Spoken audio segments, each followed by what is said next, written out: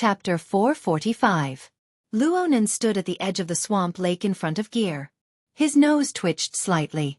Aside from the fishy smell of water flowing through the air, there was also an indescribable smell. It was very faint, yet it lingered in the air without dispersing. The nose orifice was connected to the lungs. Luonan had already begun to practice the corresponding internal cultivation technique. His foundation was deep due to his year-round breathing exercises. His progress was extremely fast. Currently, his cultivation of the 5 zangs, 6 roots, and 9 apertures had reached the primary level. His liver, heart, spleen, lungs, eyes, tongue, mouth, and nose had all reached the primary level. Only the ear aperture and kidney chi still needed to be polished. Now he stood by the lake, his nostrils quivering and his mouth slightly open. His inner chi naturally nourished the corresponding organ structure of the human body, making the corresponding receptors more sensitive. The small chemical molecules floating in the air stimulated the relevant areas through the corresponding channels, activating the corresponding feelings and memories. His sense of smell and taste intertwined to form the basis of his judgment. It even formed a set of blurry images that reflected the relevant information. Perhaps Luonan suspected that this was a predetermined answer, but Luonan was still able to confirm that the source of this wave of relatively stimulating small molecules was the mushed-mouth ape tossing and turning at the bottom of the lake in the wee hours of the morning. It's hard to avoid getting caught in the mud. The deeper one cultivated, the more sensitive they would be to the changes in the external environment. The more detailed the information they collected, the closer their perception and judgment would be to the truth. Most of the time, it was beyond the comprehension of ordinary people. It was as if he had the eyes of a ghost that could see through the truth. Therefore, Luonan returned to Gear. He wanted to see if there were too many traces left behind from Midnight's violent summoning. If there were, he would clean up the loose ends to prevent attracting flies. As it turned out, he was right to come. Luonan's soul strength was like an incorporeal cloud that pervaded the void. He used his interference power to disperse the aura traces around the swamp lake as much as possible. Then, he entered the passageway at the bottom of the lake and wiped away some of the burnt mud. At that time, the temperature at the bottom of the lake was indeed very high. Even if the mushed-mouth ape had crossed the boundary between the two worlds, its destructive power was still quite shocking. This was very good. However, it wouldn't be fun if they were discovered early on. Fortunately, Luonan had to clean up Gear and its surroundings every few days, sweeping away all the monitoring devices. Otherwise, it would be even more troublesome. Xie Junping had yet to arrive by the time Luonan walked out of the passageway at the bottom of the lake. Xie Junping sat in the corner of the bar outside the passageway, waiting. He didn't stay idle either. With a thought, the 10 raindrop swords circling the top of the troposphere flew over one after another. They passed through the door as if they had a mind of their own. By the time they reached Luonan, the water droplets were full, sparkling and translucent. Of course, these water droplets were formed later on. Under the harsh environmental test at the top of the troposphere, it was difficult for the external water droplets to exist for a long time. They could only be driven by the strong structural framework to ensure an endless stream of water droplets. Perhaps, this was the true killing move of the water drop sword. Luonan pondered over the concrete scenario of facing the enemy. Unfortunately, he was unable to find an opportunity to experiment, so he stopped thinking about it. To him, there were other uses for these 10 water drop swords that he had spent so much effort to condense and test them. Come on, it's time for nutrition. The electric light between his eyebrows flickered, and the external neuron in the form of a dripping sword emerged from his skull. The electric fire that lingered around it suddenly forked and struck the other 10 dripping swords. The water droplets instantly evaporated, but the structural framework was still there. It even formed a subtle connection with the external neuron. The external neuron trembled, miraculously projecting its current structure onto the other 10 dripping swords. Similarly, the other 10 dripping swords also mapped their respective structural details onto the external neuron. Just as he had experienced before, the higher his cultivation, the more different his perception became. When one progressed to a certain degree, it would already exceed the scope of common sense. It would even subvert one's worldview. Luonan's cultivation progress was extremely fast. It was not excessive for Qin Ikuan to praise him with words like, godly speed. At the same time, his perception of the world was endlessly deepening. His current perspective and viewpoint were somewhat different from what they were a week ago. The difference was even more obvious after 10 days to half a month. This kind of change was perfectly embodied on the dripping sword. It was embodied on the structural circuit constructed by the external neuron. Luo Nan's attainments in the dripping sword could be said to be at a high starting point and a high level. He had just entered the door, but he had already surpassed the efforts of the vast majority of people. The condensation ring mold he had constructed for the external neuron earlier was a divine item that he had miraculously obtained in his peak state. It broke through the boundary between the mental and material planes in one fell swoop. It was the core that allowed Luo Nan to fully display the circulation of his soul strength. But as time passed, Luo Nan's soul strength continued to rise. His 9 orifices and 6 roots technique continued to perfect, and the level of his perception grew increasingly deep and rich. Looking back at the divine item from back then, there were some places that didn't seem to be able to withstand scrutiny. It would have been fine if the dripping sword was a consumable technique that could be used and thrown away at will. But he used the external neuron as a molding material, preserving the structural circuit for a long period of time. In this way, even the slightest flaw would be reflected in his mind, stimulating and reminding him at all times. He couldn't bear it no matter what. Right now, the external neuron was connected to the energy of the other 10 dripping swords. Their configurations reflected each other, superimposing and resonating. Due to the difference in materials, the skeletal structure of the other dripping swords was gradually unable to withstand it. They disintegrated one after another. The external neuron was much better, but it also referred to the structural changes of the other dripping swords and carried out minute adjustments. It sought the most stable structure under the destruction of resonance, ensuring that it was sturdier and more stable. Luo Nan closed his eyes. He paid attention to this process purely through his senses, experiencing the most exquisite aspects within. Luo Nan had discovered this method by chance. It made full use of the external neuron's marvelous intelligence, allowing it to possess a sturdy structure while still being able to guarantee continuous plasticity, striving for perfection. It also guaranteed that Luo Nan's research on the dripping sword would always be active, seeking change, and absolutely not sticking to convention. Oh, Dean Wan had said similar words before. Luo Nan felt that this was the right path. He couldn't see the end for a while. Xie Junping finally arrived after the structures of the 10 dripping swords had completely disintegrated. He rushed back directly after the morning class. He was still wearing a set of archaic exercise clothes. It matched his excessively young face, making him look a bit comical. But if one only looked at his face, one would feel that he was glowing with health. He was brimming with energy. He was completely different from the bewildered nocturnal creature of the past. "Why didn't you pick up my call just now? Luckily I guessed that you were here." "I'm working hard." Xie Junping's greatest benefit after officially entering the cultivation sequence was that he could normally communicate with a few unconventional matters. Xie Junping's acceptance of this was quite high, and he was quite interested. "Speaking of which, with our friendship, don't you think that we should exchange information?" "Let's wait until you've truly entered the door." Luo Nan was really worried that Xie Junping would become a chatterbox. He took the initiative to change the topic. "What do you need from me?" Xie Junping was a bit hesitant. "I'm afraid that you won't like to hear it." Luo Nan raised his head to look. He more or less understood what was going on when he saw Xie Junping's expression. "It's related to this place?" Xie Junping sighed. He sat on an empty chair in front of the bar. "The ownership of gear will be decided soon. We'll enter the final bidding phase tomorrow. An announcement might be made on Monday. Do you want to go take a look? There's no need to participate in things that I can't decide on." "Ho ho, your tone is getting bigger and bigger. You really don't want to go?" Luo Nan laughed as he shook his head. Xie Junping sighed once more. He moved his elbows back and rested them on the bar counter. He raised his head in an exhausted manner. There's been such a huge change in the middle, but both sides are actually able to hold on until the end. Right now, the Construction Society is still quite confident. On the other hand, the Divine Research Society's previous financial backer has withdrawn his investment and merged with the Construction Society. This has dealt quite a blow to them. The newly invested LRCF is lukewarm. There's no sign of an increase in the stakes. They haven't even given up yet.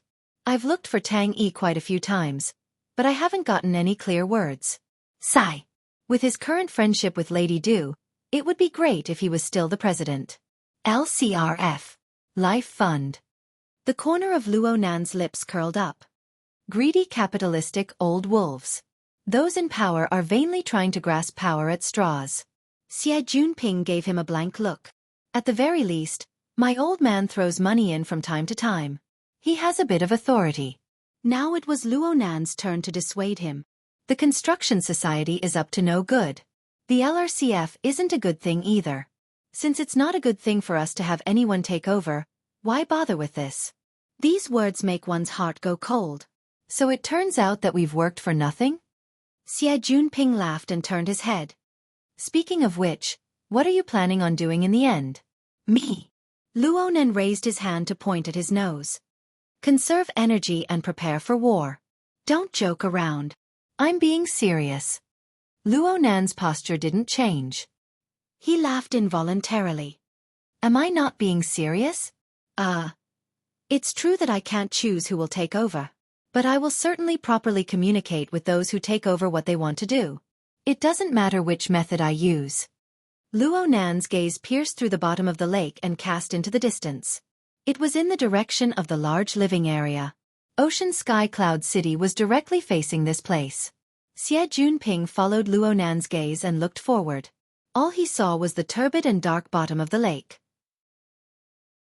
He blinked his eyes. He didn't understand what was going on. Though I don't understand what you're talking about, it doesn't feel too good. Things won't get complicated, right? I hope so. After all, I don't want to complicate matters. There are far too many vexing matters. Luo Nan sighed. His fingertips moved to the space between his eyebrows. The external neuron mapped the relevant software interface, revealing his notepad. There were a bunch of unfinished matters on it. Big ones. Small ones. Things that could be spoken of. Things that couldn't be spoken of. Things that could be resolved. Things that couldn't be resolved. There were so many things that needed to be broken through. Luo Nan wasn't in the mood to continue chatting when he saw these recorded matters. He stood up and waved his hand at Xie Junping. You go organize the parade. I'm leaving. Don't. The main character will only appear at the most crucial moment. The various teams might not even be able to make it to the city center in the morning with today's scene. The most important moment is in the afternoon. Of course, the best time is still at night. I still want to take a nap here. Chapter 446. This was not the first time Xie Junping had spoken of the miracles of gear. Luo Nan did not find it strange. After all, Xie Junping belonged to his formatting theory system. It was not a big deal for Luo Nan to agree with gear. Moreover, the formatting theory system was in a constantly expanding state. The range of influence and interference grew wider and wider, and the levels grew richer and richer. The corresponding feedback grew more and more abundant. Luo Nan, as the master, had eaten his fill. How could he not allow others to drink some soup? Under these circumstances, Xie Junping had unwittingly mutated his root receptacle. He possessed a foundation that exceeded that of ordinary people. Wan Ta's awakening ceremony was tantamount to capturing Xie Junping's root receptacle, leading him into the door and activating his potential. Surpassing Du Yong on this foundation was a normal phenomenon. As for how things would develop in the future and what they would develop into, Luo Nan needed to analyze the root and make a clear direction before he could make a judgment. Luo Nan drew a profile of Xie Junping in accordance with the artifact mechanism discrimination technique taught to him by the gym master. Xie Junping's life sketches correspondingly appeared in Luo Nan's system. Xie Junping's life sketches became clearer and more penetrating. However, Luo Nan also thought that Xie Junping was a member of the formatting theory system. As for Wan Ta's law of creation, it was also a system. Luo Nan needed to pay attention to whether or not there would be problems with two systems at the same time. He had a pensive look. I need to have a chat with Dean Wan later. Xie Junping did not know how many thoughts went through Luo Nan's mind in the time it took for him to turn his face. He mistakenly believed that Luo Nan was the same as him and wanted to ask for guidance from Wan Ta. He rushed to recommend Luo Nan. Let Dean Wan teach you how to coordinate. He teaches different techniques to everyone in the morning class every day. He pays attention to them at the same time and gives pointers at the same time. He is precise and appropriate. Not a single one is missing. His ability to multitask is truly amazing. This was the second time Luo Nan heard someone recommend Wan Ta's coordinate technique. The last time was from Di Wei Wu. One could imagine how deep of an impression this skill left on people. He was not pretentious. He nodded and said, "I will learn it if I have the chance." Xie Junping chuckled and reached out to grab Luo Nan's shoulder. This isn't a skill that can be grasped just by learning. Dean Wan said that from the beginning, one needs to go through 6 stages: temperance, habit, ritual, precision, efficiency, and coordinate. Each stage requires a large amount of practice. It takes a long time to form habits and instincts. It takes at least 3 to 5 years. So you were talking nonsense just now? Of course not. I just think that ability users like you would be more likely to accept it than us. Also, before you learn it, don't you need my help? Xie Junping grinned cheekily. He put one arm around Happy's shoulder and used the other to pat his chest. Look here, Xie Junping from Heaven Crystal Creatures. Thank you, young Master Xie. No, Nanster. Please call me Director Xie. Xie Junping's nose was about to touch the sky. Right now, I'm already the CMO of Sky Crystal Biology's research and development subsidiary. The company's current market value is 5 billion.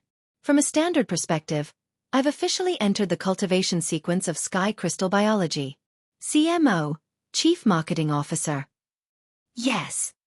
The Chief Marketing Officer of a drug R&D company is a pharmaceutical sales representative? Xie Junping pushed him away. Enough. Other than those people in the company, I'm the first one to tell you.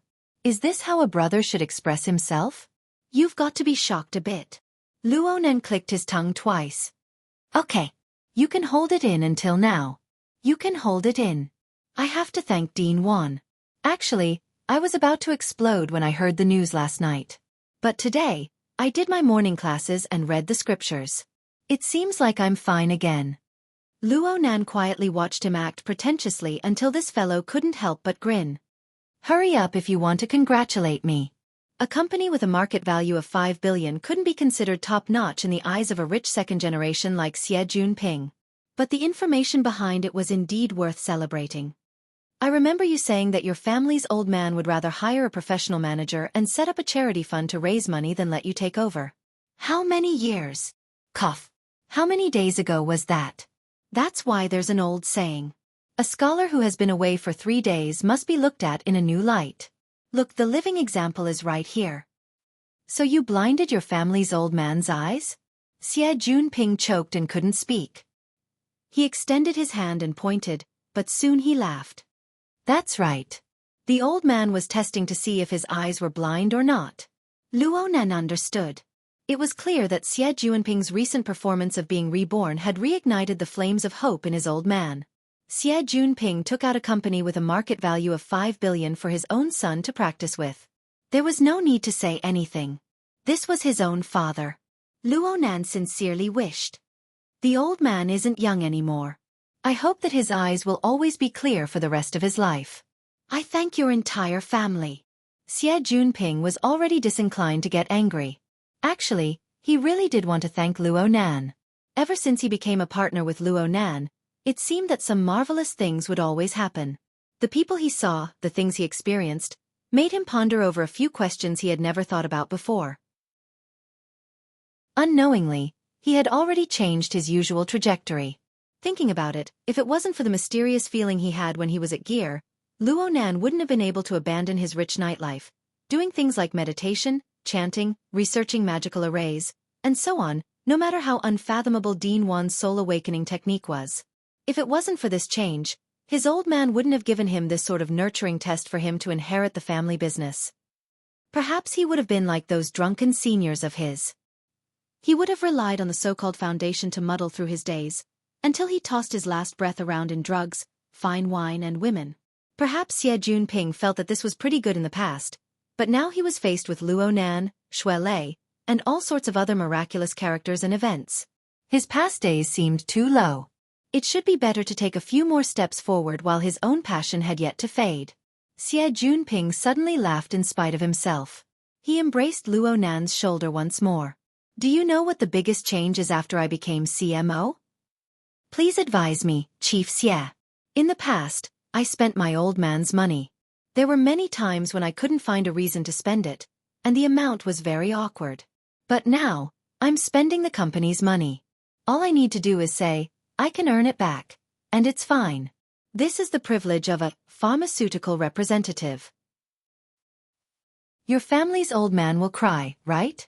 I feel like I'm holding on to a project that's guaranteed to be profitable.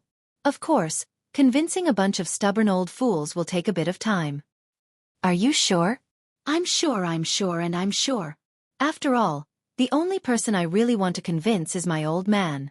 I understand him all too well. Ever since I was young, he always told me this. People always need a little motivation.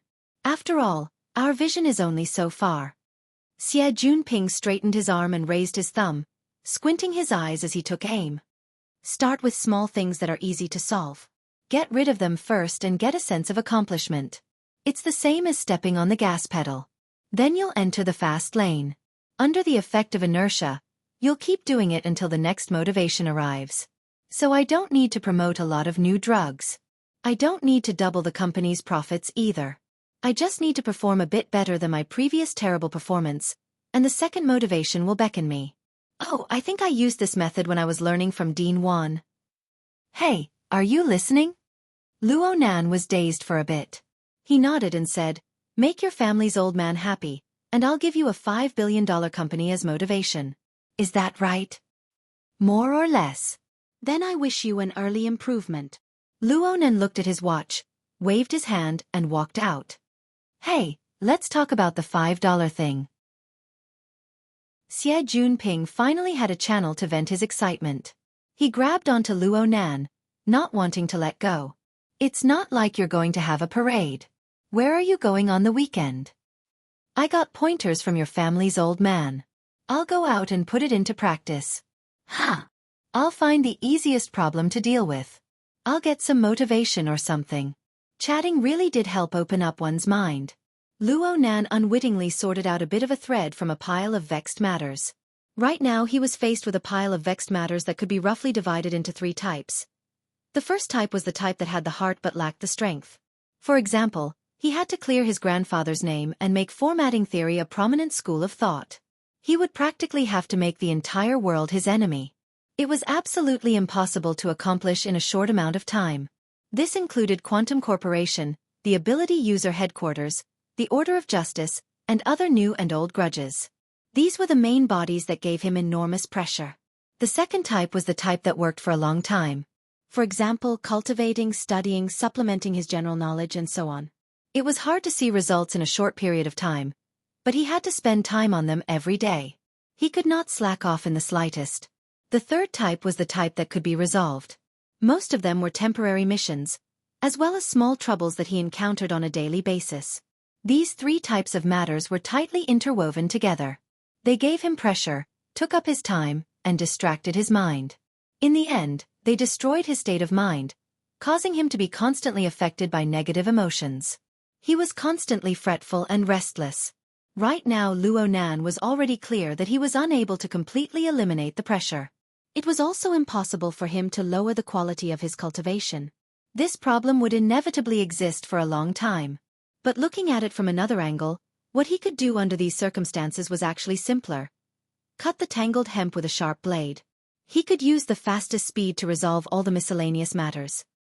He could sever the messy branches that were distracting his mind and let his energy return to the main path.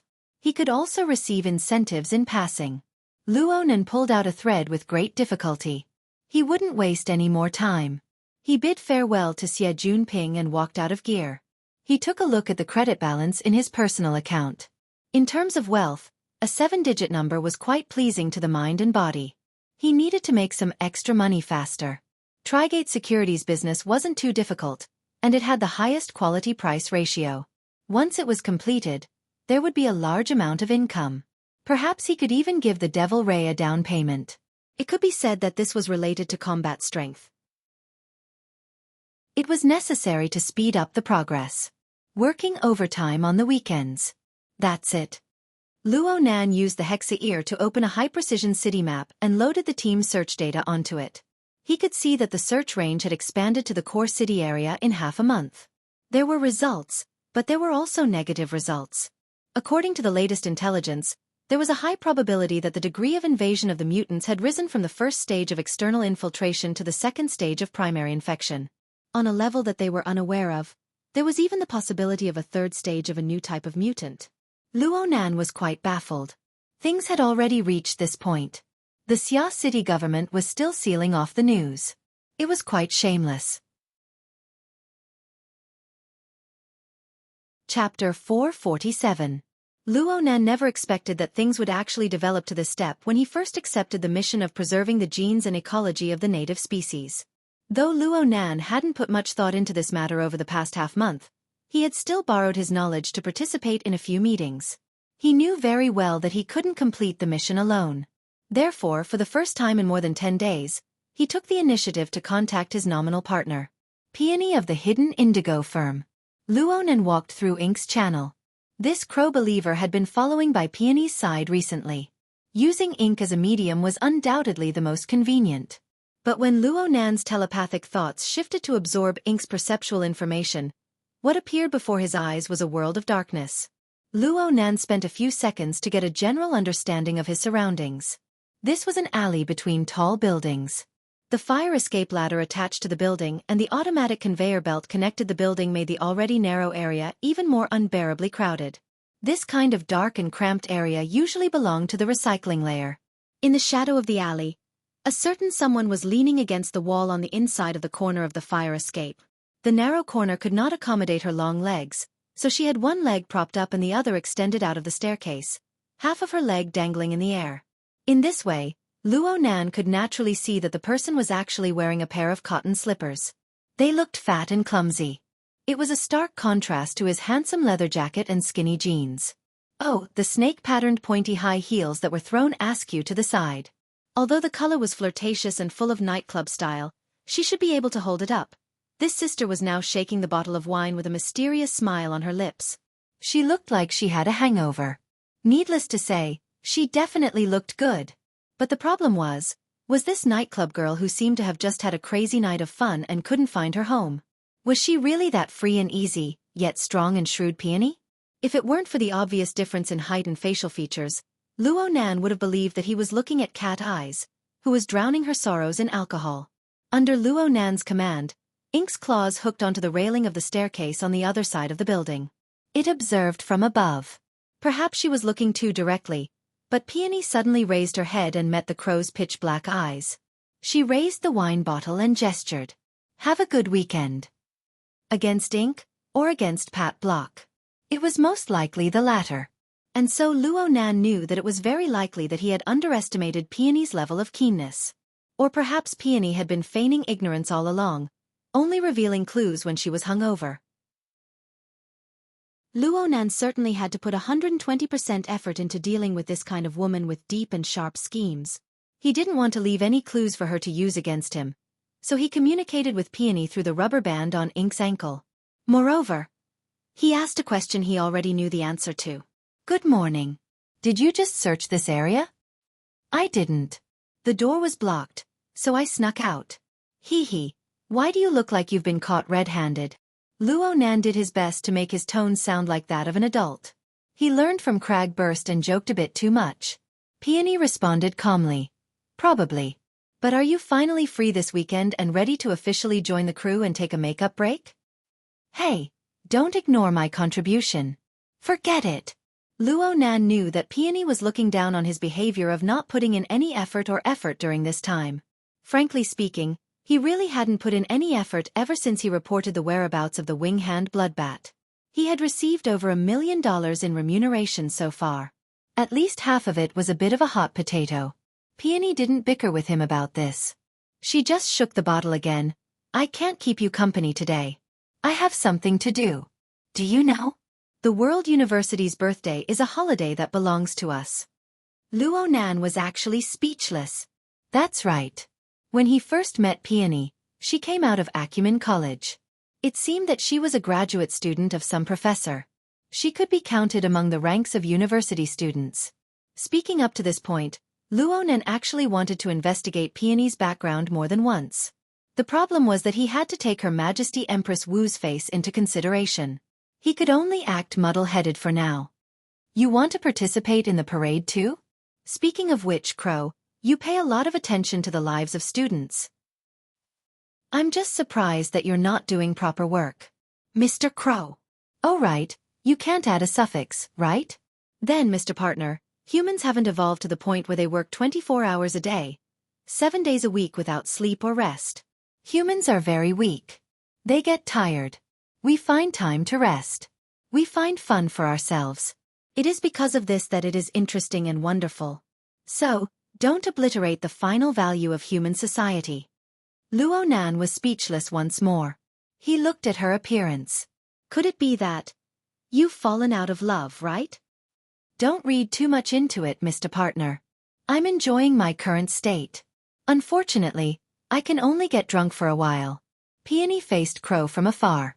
She shook the wine bottle once more, and then she drained it in one gulp.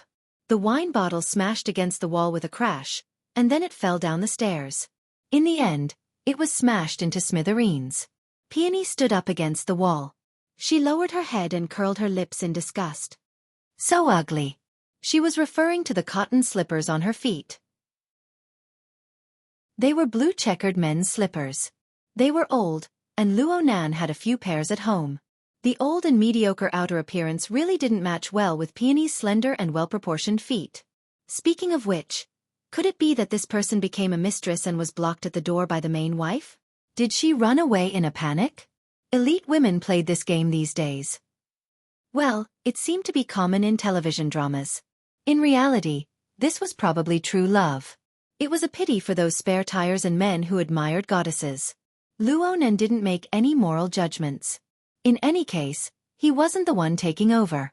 However, his feelings toward Peony had changed a bit. The element of looking up to and admiring her had lessened a bit, and he felt a bit more realistic.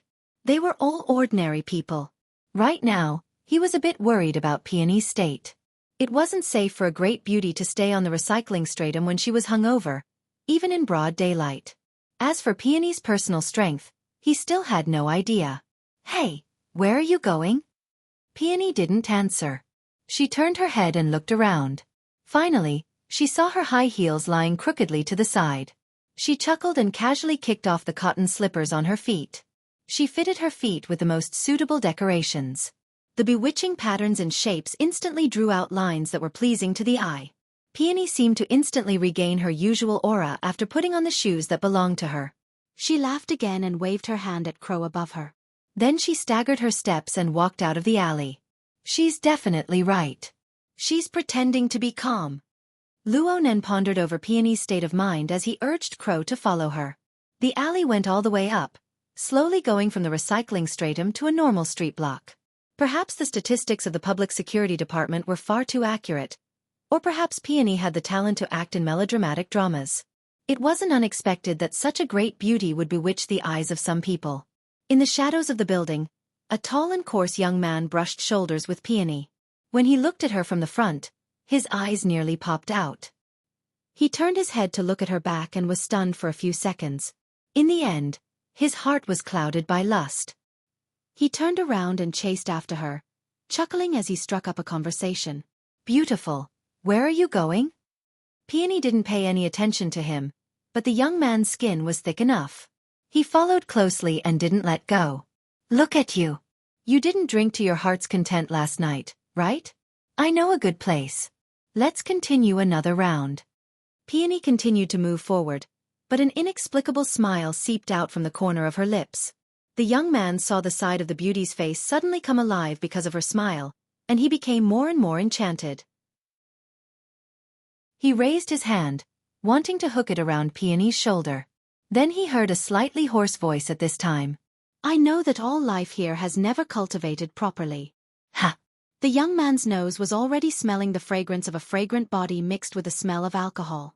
From his perspective, this was the smell of desire. Then the stairs came head-on towards him. Thump! The young man simply slammed into the stairs. He didn't move an inch, fainting. Peony didn't even turn her head. She continued to stagger forward, occasionally leaning on the wall. She chanted unhurriedly as she walked. Persevering in the 5 desires, infatuated with love, giving birth to anger. Using all desires and karma, falling into the 3 evil paths. Within the 6 pleasures of reincarnation, suffering all bitter poisons. The minute form of conception, constantly growing from generation to generation. What the hell? Luonan didn't understand half of what he heard. He just felt that it was like some sort of Buddhist scripture, and the color of the words and sentences made him feel uncomfortable. Peony's footsteps came to a halt just as he was baffled. She wasn't far from the mouth of the alley. The morning sunlight cut through the gaps between the tall buildings, miraculously falling at the end of the long alley ahead. Over there was a relatively bustling street. The stream of people passed through, and the clamor entered the ears. Ink folded its wings and stopped on a certain window sill above the mouth of the alley. It continued to stare at her. But Luonan saw Peony smile inexplicably. She directly stepped out of the mouth of the alley, reflecting the slanting sunlight.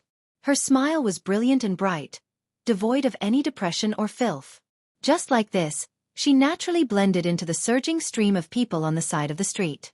However, the most eye-catching thing right now was a group of university students marching toward the City Hall Plaza. Luonan wasn't interested in this. He felt that the current Peony seemed to be easier to communicate with, so he asked, "You're planning on spending the day in the City Hall Plaza? Then do you have any information?" Clap, clap, clap. Clear and resounding applause rang out. Peony stood by the side of the road, forcefully applauding the marching group. She shouted loudly, "Unity!" Her drunken and wanton appearance was very annoying, but as a beauty, she had special privileges. Most of the people in the marching group were stupefied, but there were still quite a few young men who laughed loudly in agreement when they saw the encouragement of a great beauty like Peony. Unity! Peony continued to applaud with all her might. She leaned forward slightly, arched her back, and clapped her hands red. It was as if she was already immersed in the enthusiastic atmosphere. Then she shouted loudly once more, "Anna!" She was a beauty again, and she was so sincere. This time, there were even more people who responded. The sound waves had already converged into form. Honor! Faint beads of sweat appeared on Peony's forehead. She simply tore off her leather jacket and draped it over her arm. Her upper body was just a thin shirt, and it was completely unable to conceal her beautiful lines. However, what truly stirred people's hearts was her wanton and bright smile. Her snow-white teeth were revealed beneath her beautiful lips. They were so splendid. She walked into the marching group with large strides amidst this sort of smile. She was like the most familiar of friends. She opened her arms as if it was a matter of course, and she placed them on the shoulders of 2 students. The students just so happened to be a man and a woman. Both of them were stupefied. But at this moment, the screams and applause of the others shook the windows of the surrounding tall buildings to the point of droning. Peony faced the sky and howled amidst this wave of sound. Youth! The hearts of the marching group and the surrounding spectators had already been stirred by this dazzling beauty. Most of the people were already at a loss for words. They just screamed in response. Then everyone saw the arm that pointed to the sky. Victory! Chapter 448. This crazy woman. Luonan never imagined that a beautiful woman with the style of an elite like Peony would play so wildly after getting drunk. The most important thing was that she had super powerful rallying power. Even the citizens on both sides of the street were stirred up by the scene before their eyes. Quite a few people applauded, whistled, or gave thumbs up to the parade. The atmosphere and emotions of each side interweaved and collided, pushing the entire street to a state of climax. Luonan didn't know what to do in this situation. Muddle-headedly following in the air for half a block, Peony's interest actually increased rather than decreased. She was truly in high spirits from playing. In the end, Luonan felt that he really couldn't keep up with her anymore. He called out in secret, "Hey, are you planning on marching all the way to the municipal plaza?" Upon hearing this, Peony raised her head. Disregarding her current situation of being the center of attention, she extended her hand and pointed straight at the ink in the air. Amidst another wave of cheers, she laughed loudly. "Bet your college life on it." "Do it." "Damn, This woman is really crazy. Though he said this, Luo Nan was actually quite envious. First, it was Peony's innate talent as a natural leader. Her affinity, rallying power, and inciting power were all off the charts. With just a few vague words, she was able to make thousands of students and citizens dance with her baton. Secondly, it was probably that wanton and unrestrained attitude. This woman clearly hid deep gloomy emotions in her heart, but the moment she walked into the crowd, it was as if all the obstacles had been swept away. Looking at her smile, it was as if there was bright sunshine shining directly in. Should he call her scheming or strong-willed? In any case, this was completely different from using alcohol to vent one's emotions. Cat eyes should seriously learn. Though Luo Nan was the least qualified to say these words, Luo Nan's main body had just walked out of Acumen College while he was paying attention to his partners going on strike. But where should he go next? He stood at the school gate, hesitating. Peony was the one in charge of communicating with Trigate Security. Without this link, Luo Nan would be unable to receive support from that side. Was he really going to wander around the city alone and cast his net a few times? Luo Nan's wristband suddenly vibrated. There was a call coming in, and there was even a video request. Luo Nan swept a glance and rushed to connect. And? On the virtual screen, Luo Shuqing's face was serious but pale. She did not look well. Where did you sleep last night? Not in Blue Bay? No, I'm at Ocean Sky Cloud City. Luo Nan answered cautiously. What for? It's mainly because it's more convenient for me to go to school today, so I stayed with a few friends nearby. I forgot that it's Saturday. I'm at the school gate now. Luo Nan felt that there was nothing to hide. He even raised his hand to shine a circle in all directions to show his sincerity. He let his aunt see the surrounding environment. Even with his attitude, Luo Shuqing's expression was still serious.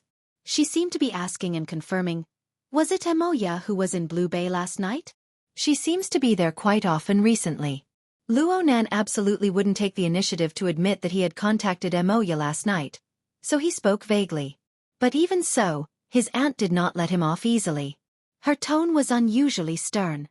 You clearly know that Emoya has been staying out with those scoundrels and hasn't returned, yet you still make things convenient for her. Do you think she's not having enough fun? How could I? Luo Nan cried out, feeling wronged. My sister wants the access rights. I can't just not give it to her. Recently, I had been living in the Nade district, so how could I have the time to care about Blue Bay? I haven't cleaned it for a long time. That depends on the situation. That's your house. It's passed down from your ancestors. My heart hurts when I think about how it's been messed with by those fellows who don't know what's good for them.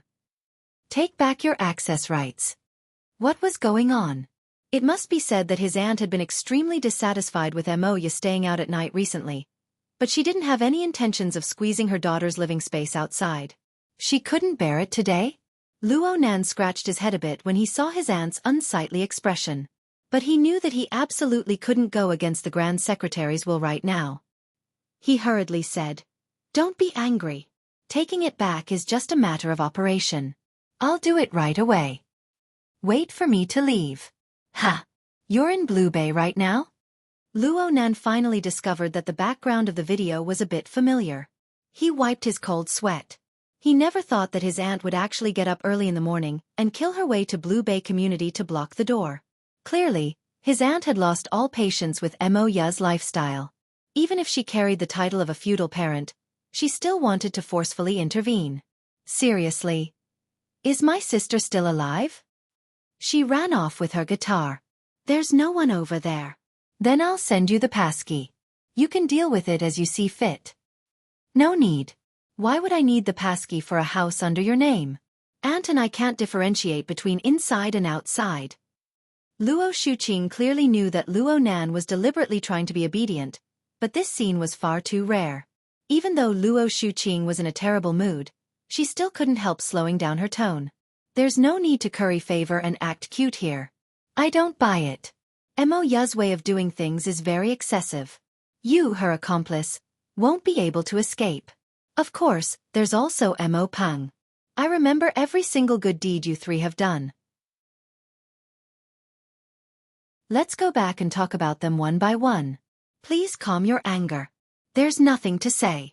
As long as you can make my sister fully realize her mistakes, I'll be willing to accept a few beatings. Luo Nan could sell out his sister in minutes without any pressure. And this sort of jesting and joking method was much better than being a yes-man. Luo Shuqing finally hooked her lips. You've become quite glib lately. Do you have a girlfriend? Luo Nan blurted out. How is that possible? He had learned quite a few dirty jokes from Papercut and Cragburst. Cat Eyes was also someone who dared to say anything. Mixing around with that lawless ability user would cause some changes in his speech habits. And this seemed to be the most effective way, right? Luo Shuqing really did divert his attention. I heard Mo Peng say that you have quite a good luck with women at Acumen College. He's just jealous that I'm being taken care of by my senior. Okay, I know. No matter how charming the children of the Luo family are, there's no problem with their hearts. However, you need to learn some skills in getting along with people. Don't be so straightforward. You'll hurt yourself and others. That's not good. Yes, you're right. It's not a problem for you to have a few more friends. But don't learn from your sister. Don't fall head first into those circles. I won't. I won't. Luo Nan laughed dryly. He said a few more words and finally hung up the phone. He didn't stop after that. He immediately found Mo Ya's number and dialed it. However, there was no response from the other side. Did I just lose contact? What kind of trouble did I get myself into? Luo Nan called twice, but he didn't get a response. He couldn't help but scratch his head. His aunt's emotions were controlled quite well when she was talking to him. But if she wasn't truly furious, she wouldn't have vented her anger on him. Luo Nan was a bit regretful right now. He should have made a trip to Blue Bay last night when he passed through the River Wu district to understand the situation. He paced a few steps in front of the school gate, his hand pressed to his ear. He considered finding a skilled expert like bamboo pole to lock onto Mo Ya's position. Was this making a mountain out of a molehill? His wristband vibrated just as he hesitated. He subconsciously connected the call and Mo Ya's voice came through. Chapter 449. You're looking for me? Luo Nan let out a sigh of relief when he heard Mo Ya's voice. Then his anger flared up. You're the one who's looking for me. To take the blame. What are you talking about? Mo Ya's background was noisy. The sound of a piano and drums joined together. It seemed like someone was calling her. She responded with two sounds before turning around to talk to Luo Nan. I'm rehearsing right now. I'll contact you in a bit. Luo Nan looked up at the sky and sighed. Mo Ya, you sure have a big heart. The high priest has exploded and you still have the heart to rehearse. Are you going to hold a concert for 10,000 people? 100,000 people level. Screw your 100,000. You're dreaming. Yeah, I'm dreaming. I'm hanging up.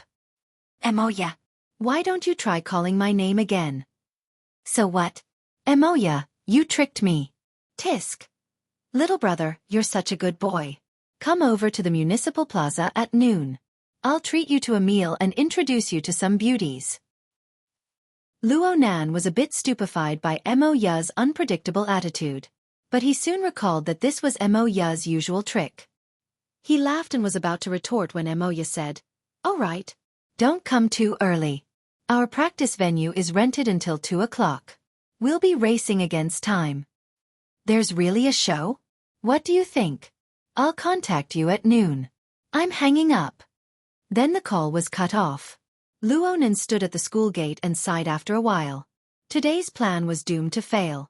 He spoke to Qin Ikuan and rode a security vehicle to the municipal plaza. It was a bit early to go over, but his previous plan had been destroyed. He didn't know what to do for a time. Luo Nan's consciousness shifted to Ink's location in the car and locked onto Peony. If Peony were to follow the procession, they would most likely reach the municipal plaza. For safety's sake, he needed to maintain a distance from her. But what in the world was this sister doing? She was stirring up a storm in the procession just a moment ago, but she immediately left the procession after receiving a phone call. Luo Nan ran to a relatively sparse location with a few flashes of light. Ink followed him out of habit. Peony displayed her extraordinary keenness once more. You're here again? How did she know that I just left for a while? Luo Nan was a bit stupefied. he replied. What are you going back and forth for? Peony stood in the shadow of a tall building, far away from the clamor of the crowd. She smiled as she looked at the surging stream of people. Fulfilling everyone's wishes. For them, this level of achievement was enough. In any case, most of them didn't want to do anything. Even if some of them were like this, they didn't have enough awareness to pay the price. It's not even as good as your attitude towards work. Even. That wasn't a good word at all. Peony put on her leather jacket again and laughed happily. Including me, I'm not as good as you, all right? That's why it's good to participate. It's more valuable to work with you. Thank you for thinking highly of me, but now it's my turn. When you said you have something to do, are you referring to watching the parade with me? Go to the municipal square on the way. Municipal square? Where are you going? You're right. That place will be a good place soon. The city government will cry if they hear this. As long as it's meaningful to us. This is indeed a good opportunity. Luo Nan was suddenly unable to keep up with Peony's train of thought. Opportunity? What opportunity? Peony pulled her hair back into a ponytail. She bit a rubber band in her mouth and cast a sidelong glance at Ink. It looks like I overestimated you, Mr. Partner. Luo Nan didn't care about Peony's evaluation. He knew early on that this Miss Peony could toss him in the dust in terms of planning and scheming. She was just stating the facts. His attitude was upright and very calm. You don't need to evaluate my thinking ability. You just need to provide the conditions for me to reveal my search and sensing ability. I believe that this is the meaning of us being partners. Oh, that makes sense. Peony really did seriously consider this for a moment. Then she nodded. That's what the firm told me in the beginning. How could I forget? I'm sorry. Maybe I drank too much last night. Of course, it's more likely that you haven't fulfilled your duties during this time, giving me some sort of misconception. Maybe. Peony tidied up her ponytail and stepped on the high heels on her feet. I need to change this too. But let me first explain the so-called opportunity. Since we're going to the municipal square, as long as it's not a particularly exhausting matter, we can completely handle the related search work. After all, this is an opportunity to collect sufficient samples. Samples? That's right. 3 samples. It's just like what's described in the records of the operation. After this period of incubation, the probability of a third-stage mutant infection appearing has already reached a statistically significant significance. Speak in human terms. In other words, due to the invasion of this batch of mutants, the ecosphere of Xia City has already received serious contamination. Affected by this, it's very likely that a primitive mutant has already appeared by our side. Its original form might be a rat, a wild dog, a crow, or even a person. But in the end, it will become a monster with an intense desire for destruction and an instinct for reproduction. And then, the municipal government is still sealing off the information. Then a biohazard crisis type of blockbuster will play out in Xia City. When that time comes, we definitely won't be able to get the follow-up payment. The firm's reputation will pretty much be wiped clean. I'll lose my job, and my partner will probably have to change employers. Of course, this is the worst-case scenario. Hee, this demonstration is truly righteous. It's also our opportunity. Peony pointed at the gradually departing procession. Look, a procession like this can be seen on over half the streets of the city. There are a total of 954,000 or so registered university students in the Xia City region. They come from over 70 institutions of higher learning. For major districts are spread throughout the north, south, east, and west of the city. The number of people participating in the demonstration is over 100,000.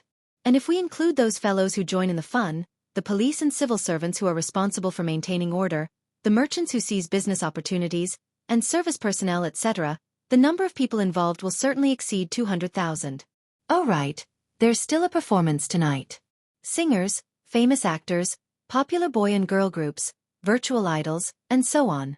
By the peak hour of the evening, the number of people gathered within a 5-kilometer radius of the municipal plaza will be between 300 and 500,000 people. Do you believe it or not? Luonan didn't respond. He couldn't help but think about what a canned sardine crowd of 500,000 people would look like.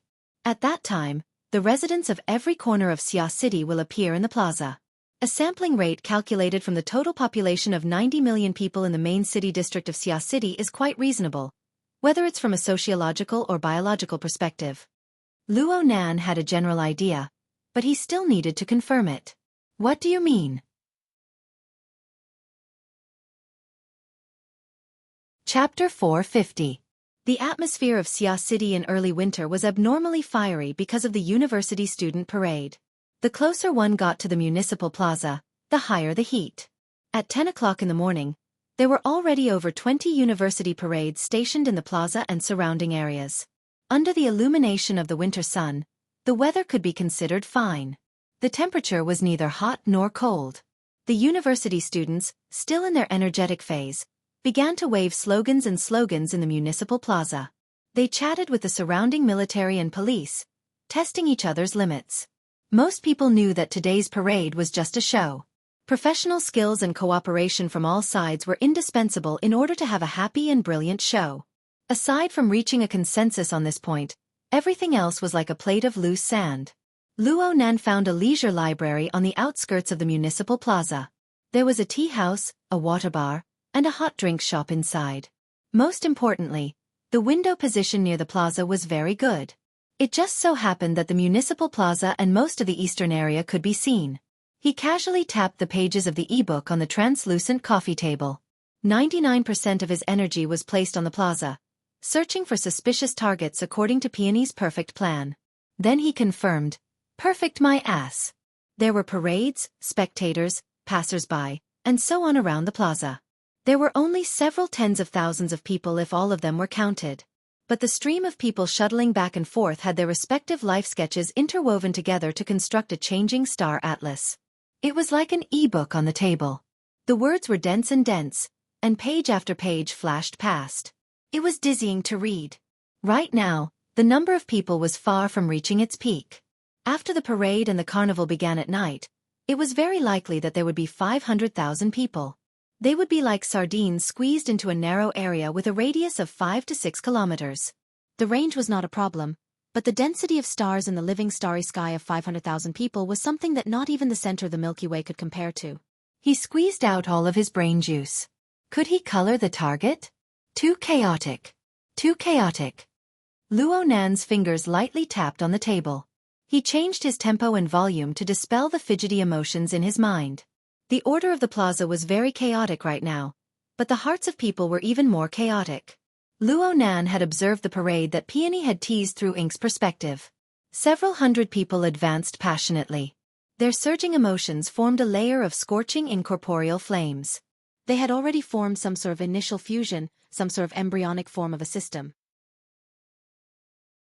They seemed to converge, but in fact, they could be contrasted to highlight the minute differences and contradictions of individuals. The procession in the plaza did not have this condition at all. Luo Nan could only begin by searching the target itself. However, the characteristics of the first, second, and third stages of a mutated infection were all different, especially the most likely second stage, which was the incubation period, in which the infection had not yet completely mutated. At this stage, the difference between the target and a normal creature was very small.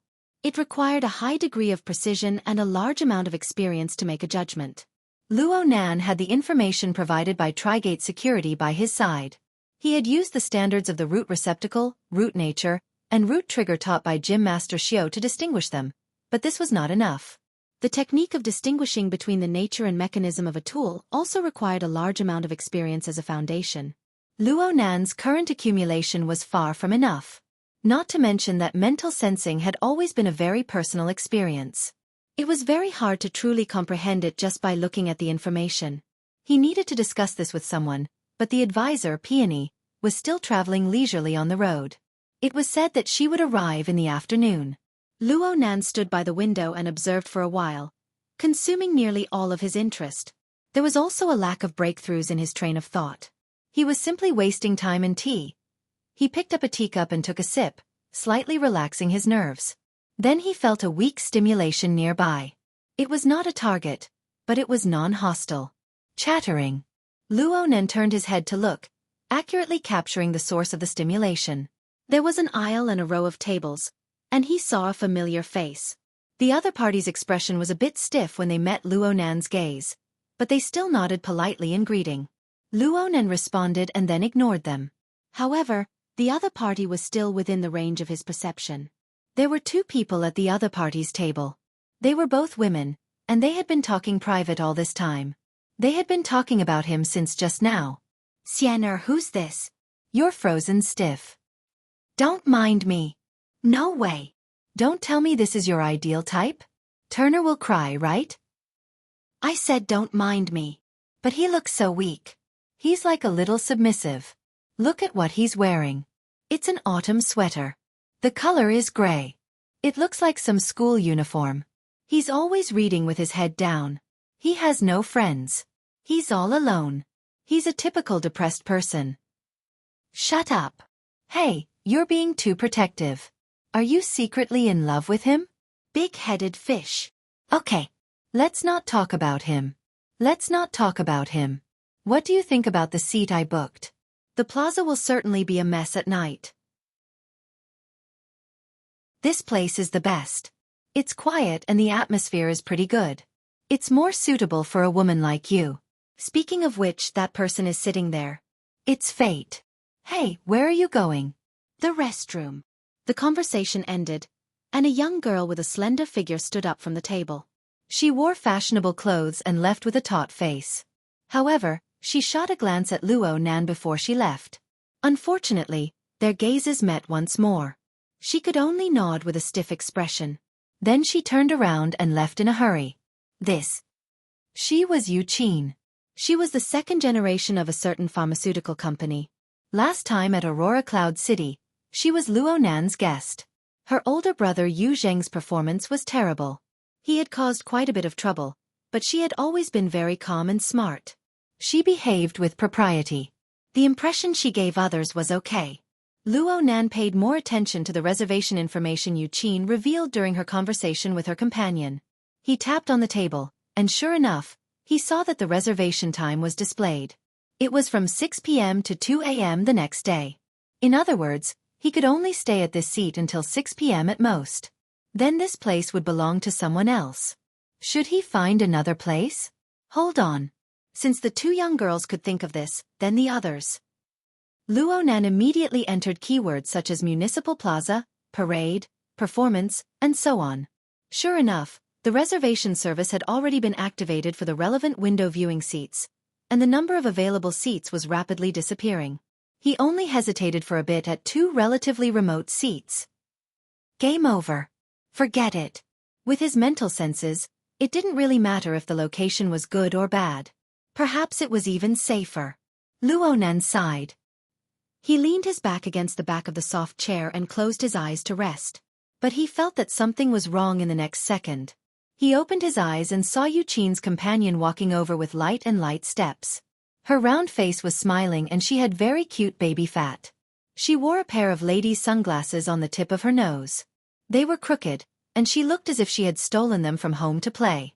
She looked very young and tender. However, she was quite tall.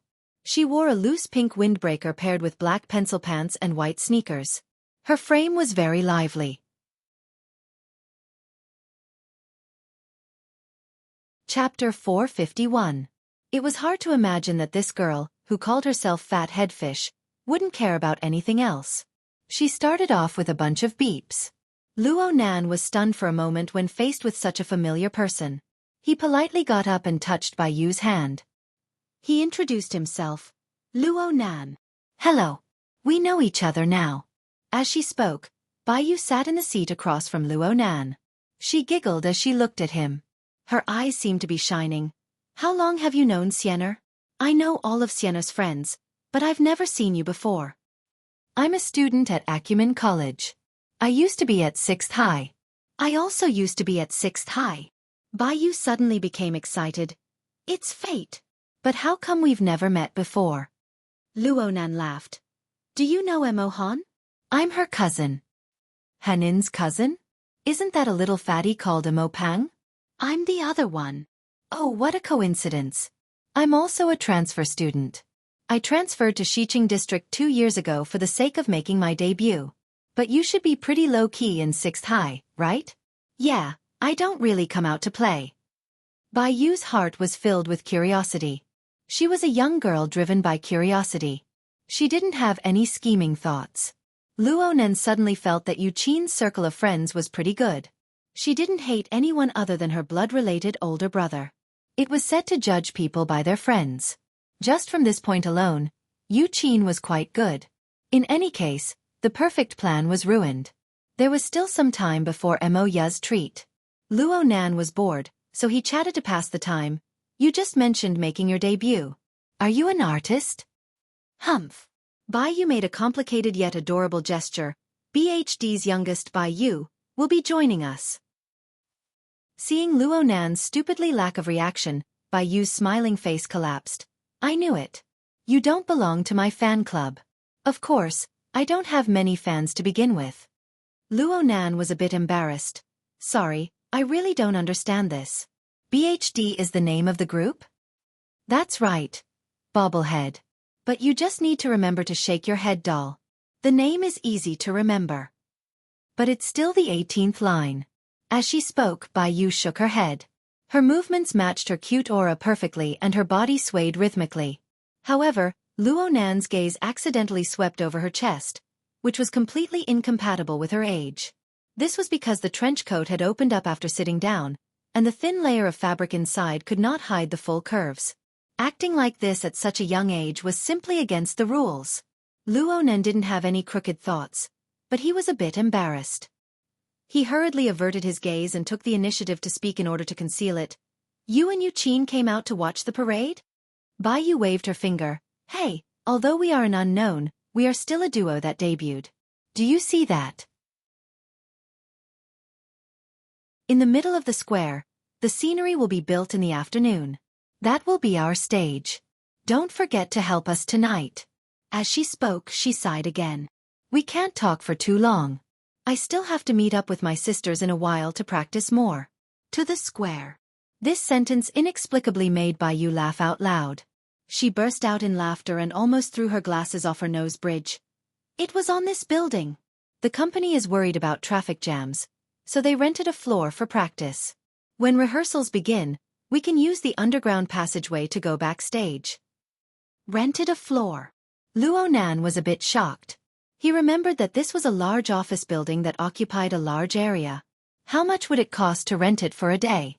For an unknown girl group like BHD, would the cost of a night's performance be even a fraction of this? Bai Yu understood Luo Nan's thoughts and said, Our company is very large.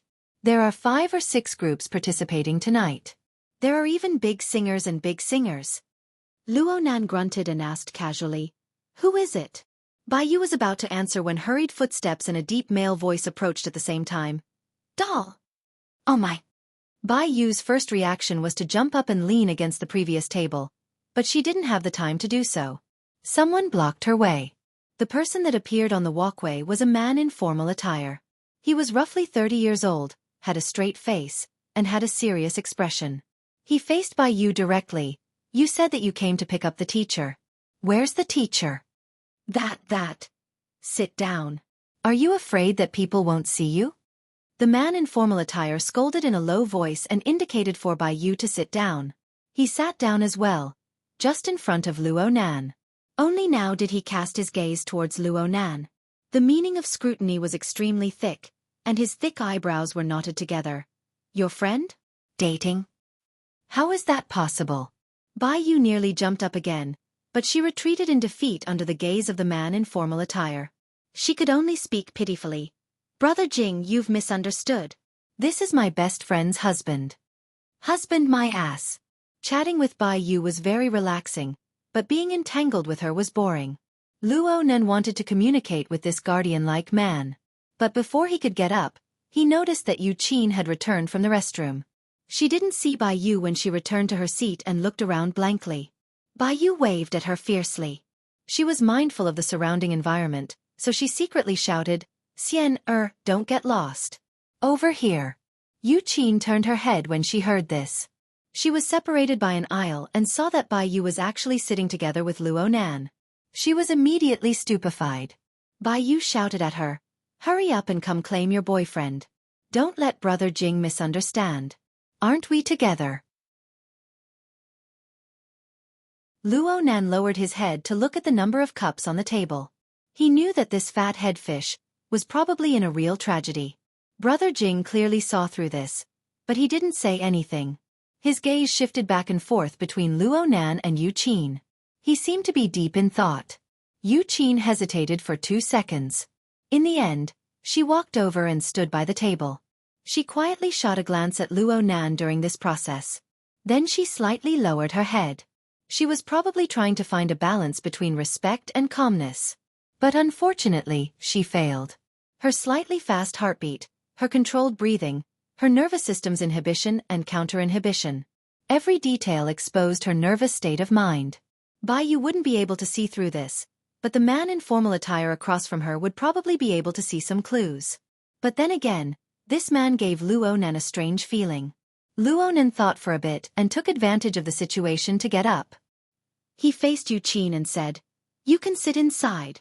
This is..." Luo Nan was asking Bai Yu, but Yu Qin, who was still standing there without moving, quivered. She took half a step forward and said softly, "This is Mingtang Culture's manager, Mr. Hai Jing." Hai Jing? Luo Nan was curious. Before Luo Nan could figure it out, Hai Jing's serious face relaxed from astonishment and bewilderment. In the end, it transformed into a carefree smile. "Nanster, is that you?"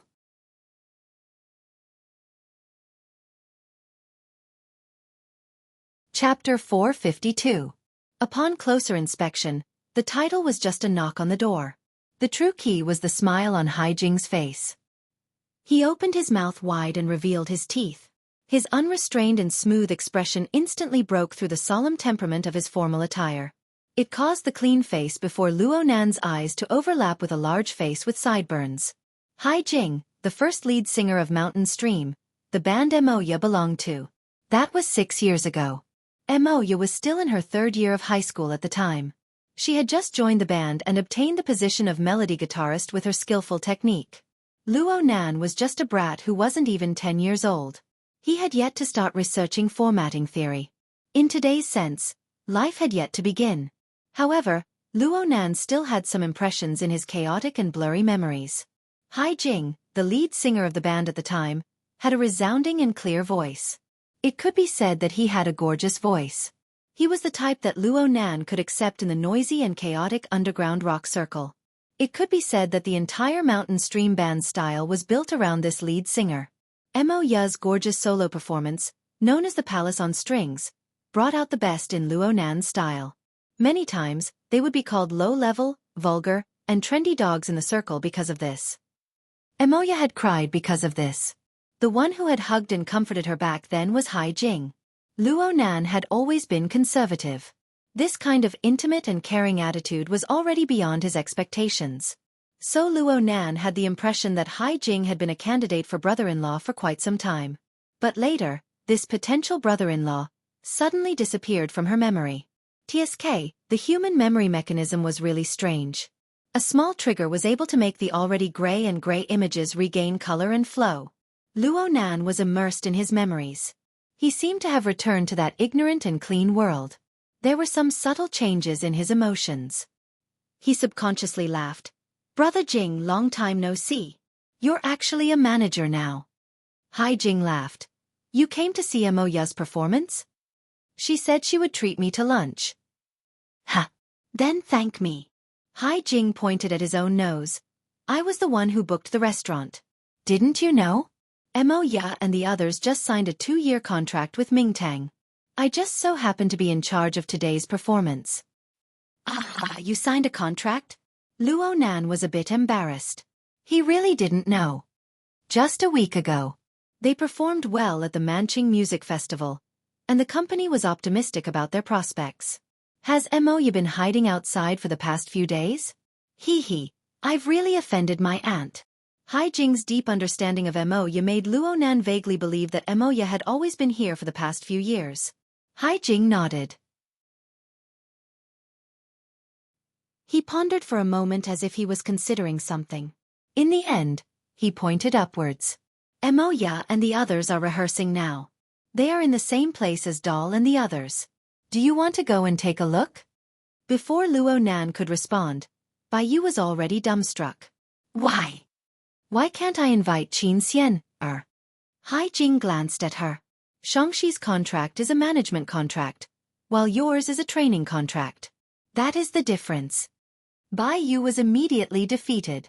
But then she saw that Luo Nan was looking in the direction of Hai Jing's finger. Luo Nan had a very focused appearance, and she couldn't help but spit. Hey! There are still over 10 floors. Of course, Luo Nan wouldn't say that he had locked onto Mo Ya's position through his mental senses. He just nodded and smiled at Bai Yu before asking Hai Jing, "Is it convenient?" Hai Jing seemed to have thought things through. This is Shangxi's first performance since they transformed from an underground band. The scene tonight will be huge. I'm worried that they'll be nervous. Having a family nearby will certainly help. I heard that it's a scale of several 100,000 people. The company estimates that it can reach 1 million people at its peak. Rock bands naturally have an advantage in this kind of occasion. It's an excellent opportunity. 1 million people. Luo Nan clicked his tongue. Emoya, that fellow. She really went wherever there was excitement. But was their band already at the level where they could perform in public at a large-scale event with 1 million people? How about this? Touch me with your wristband and I'll give you the authority. Since the security around the plaza has been upgraded, we can only use a face-to-face invitation to increase the authority. Luckily, I still have a spot on my side. Doll, what are you doing? Bai Yu withdrew her finger and had an innocent expression. Brother Jing, are you trying to ruin their date? Are you trying to break up an affectionate couple? This wasn't the end. Luo Nan rolled his eyes. Next to him, Yu Qin took a quiet breath. She raised the teapot and poured tea for Luo Nan. Her demeanor was refined and gentle, and it matched perfectly with Bai Yu. Yu Qin's appearance was definitely because she still had lingering fears from the conflict last time. She was deliberately acting low and small.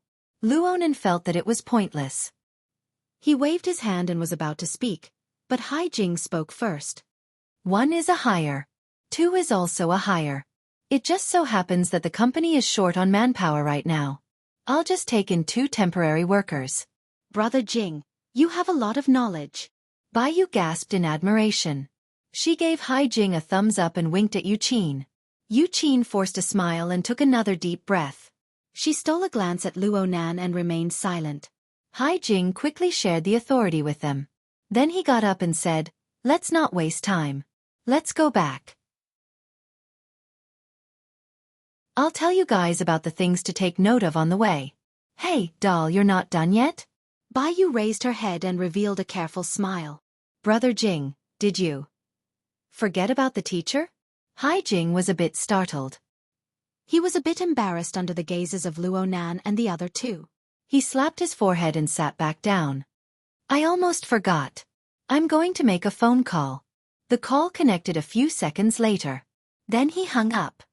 I've already arrived. I've used up my authority. Bai Yu, bring out yours. It seems that this is the reason for me to approve your leave, right? Bai Yu giggled. She stretched her neck to size up the entrance. I don't see anyone. Did you guys drink too much again? If we get the smell of alcohol from our bodies, Brother Jing, you'll have to help us explain to the company. It could be seen that Hai Jing had a close relationship with Bai Yu and the other artists. Work was work. Friendship was friendship. Hai Jing could clearly distinguish between the 2 and complement each other. It seemed that he was doing quite well as an agent. However, it was a pity that the loud and clear lead singer of Mountain Creek would probably never be able to come back. Luo Nan was a bit lost in thought, but he was soon awakened by a stimulus. His brows furrowed. Bai Yu had already locked onto her target. She's coming. She's coming.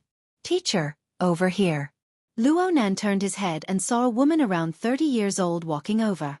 She wore no makeup, but her slightly brown skin was extremely lustrous. It didn't give off a dark feeling. She wore a white long-sleeved t-shirt with a jacket draped over her shoulder. She wore dark blue bloomers paired with nude high heels.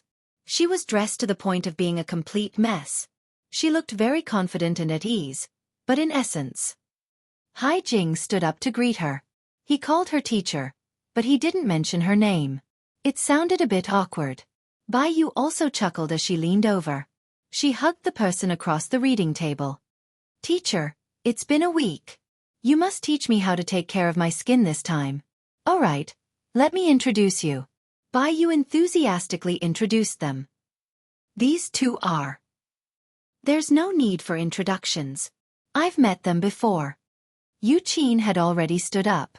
She bowed and greeted the person. Hello, Teacher Cat Eyes. You still remember my name? How thoughtful.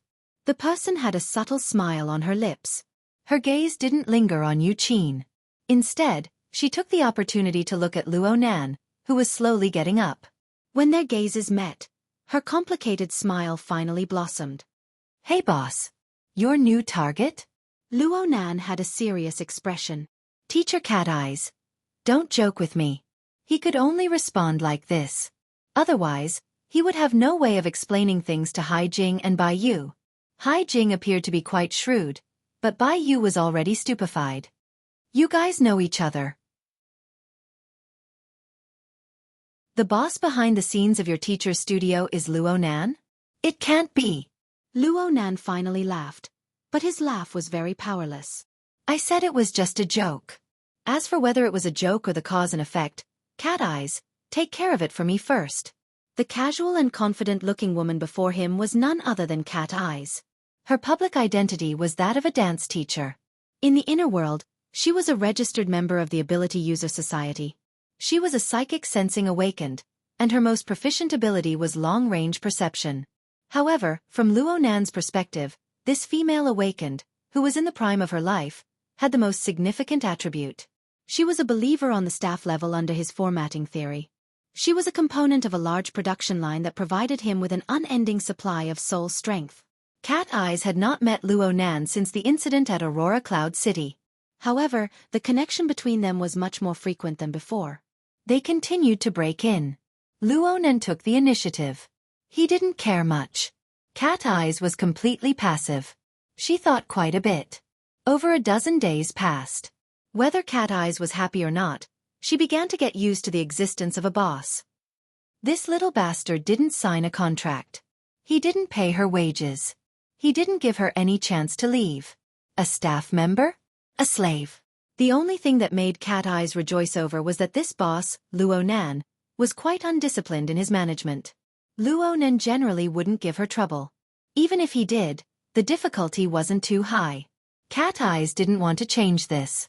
So when her emotions stabilized, she maintained this state of interaction with Luo Nan. She didn't give Luo Nan any trouble. He and I have been practicing dancing recently. He's a guy who really knows how to make bets. I lost, so I changed the way I address him. As she spoke, she shot a glance at Yu Qin. Yu Qin cleverly lowered her eyelids. She acted as if she didn't see or hear anything. Hai Jing laughed. So that's how it is. Bai Yu asked in a silly manner, what kind of bet? Bet on your life or something like that. Cat Eyes laughed as she stroked Bai Yu's face. Let's go. From the moment we meet, time starts. Pay by the minute. The awkward conversation came to an end. Cat Eyes obtained permission from Bai Yu. The group immediately followed Hai Jing. They left the library and entered the private elevator of the building. After swiping the permission, the elevator locked onto the floor and went up automatically. Hai Jing made arrangements in the elevator. Teacher and Bai Yu will go to the practice room. Nanster and Yu Qin will first come with me to change their nameplates. Sign a temporary contract as well. This way, you will have the status of a staff member. You won't be too conspicuous. It will be more convenient to enter and exit. So complicated. Bai Yu sighed a little. Luo Nan expressed his thanks. Sorry for the trouble, Brother Jing. It's nothing. You guys coming is the same as helping me. Ha! Haha, don't worry. You won't get tired even if there's work.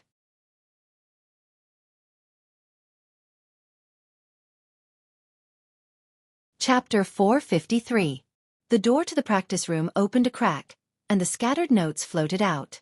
Under the guidance of the bass, the clear chords of the guitar streaked through 2 bars before breaking off. Then came the sound of discussion.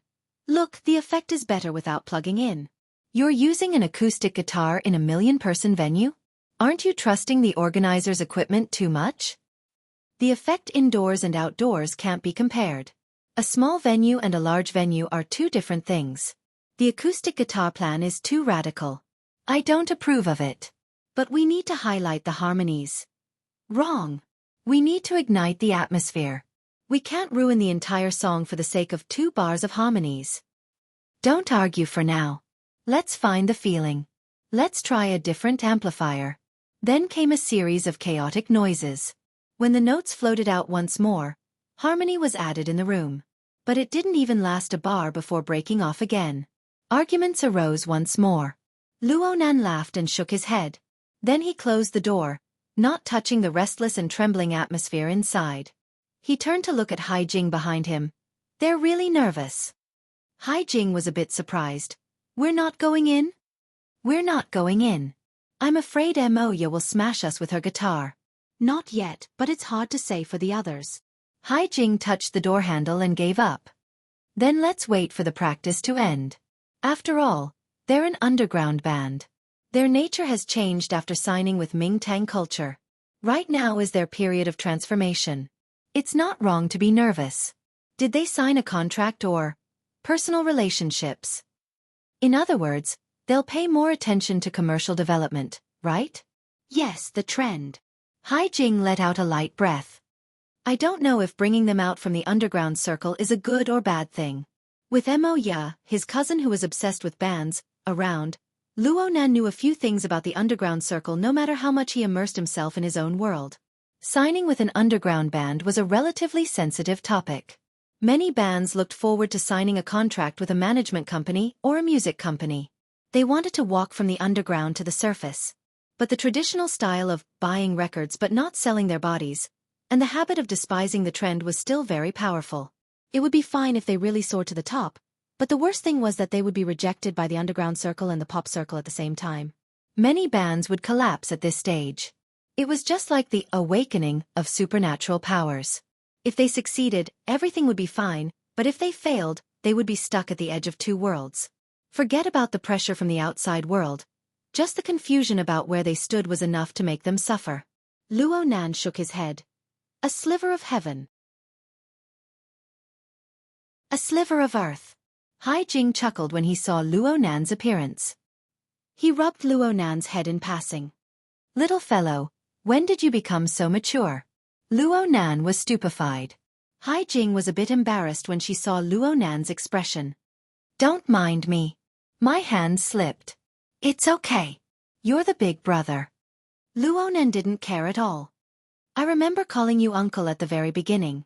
You had a beard back then. Ayaya, you still remember. Hai Jing grinned and pulled a bit of distance away from Luonan. He leaned against the opposite wall of the practice room and took out an exquisite box from his pocket. There were 3 e-cigarettes arranged neatly inside. He picked one up and put it in his mouth. His words were a bit unclear. Back then, you were really muddle-headed. You look stupid. The temperature of his mouth triggered the switch of the e-cigarette as he spoke. There was a crackling sound, and the front of the e-cigarette was slightly red. Smoke rose in spirals. Luonan watched the red light on and off the front of the e-cigarette, and some memories from the depths of his brain resurfaced. Maybe. You even said that my surname shouldn't be Gong. I should be called Gong. If I don't ring, I won't ring. Then you splashed your fruit juice on my face and extinguished the cigarette. Oh, that was my first time visiting your house. I stole a puff in the yard. Why did I have to talk so much? So embarrassing. Hai Jing waved his hand. He stuck his head to the wall and forced his face to the ceiling. He looked like he didn't have the face to see anyone.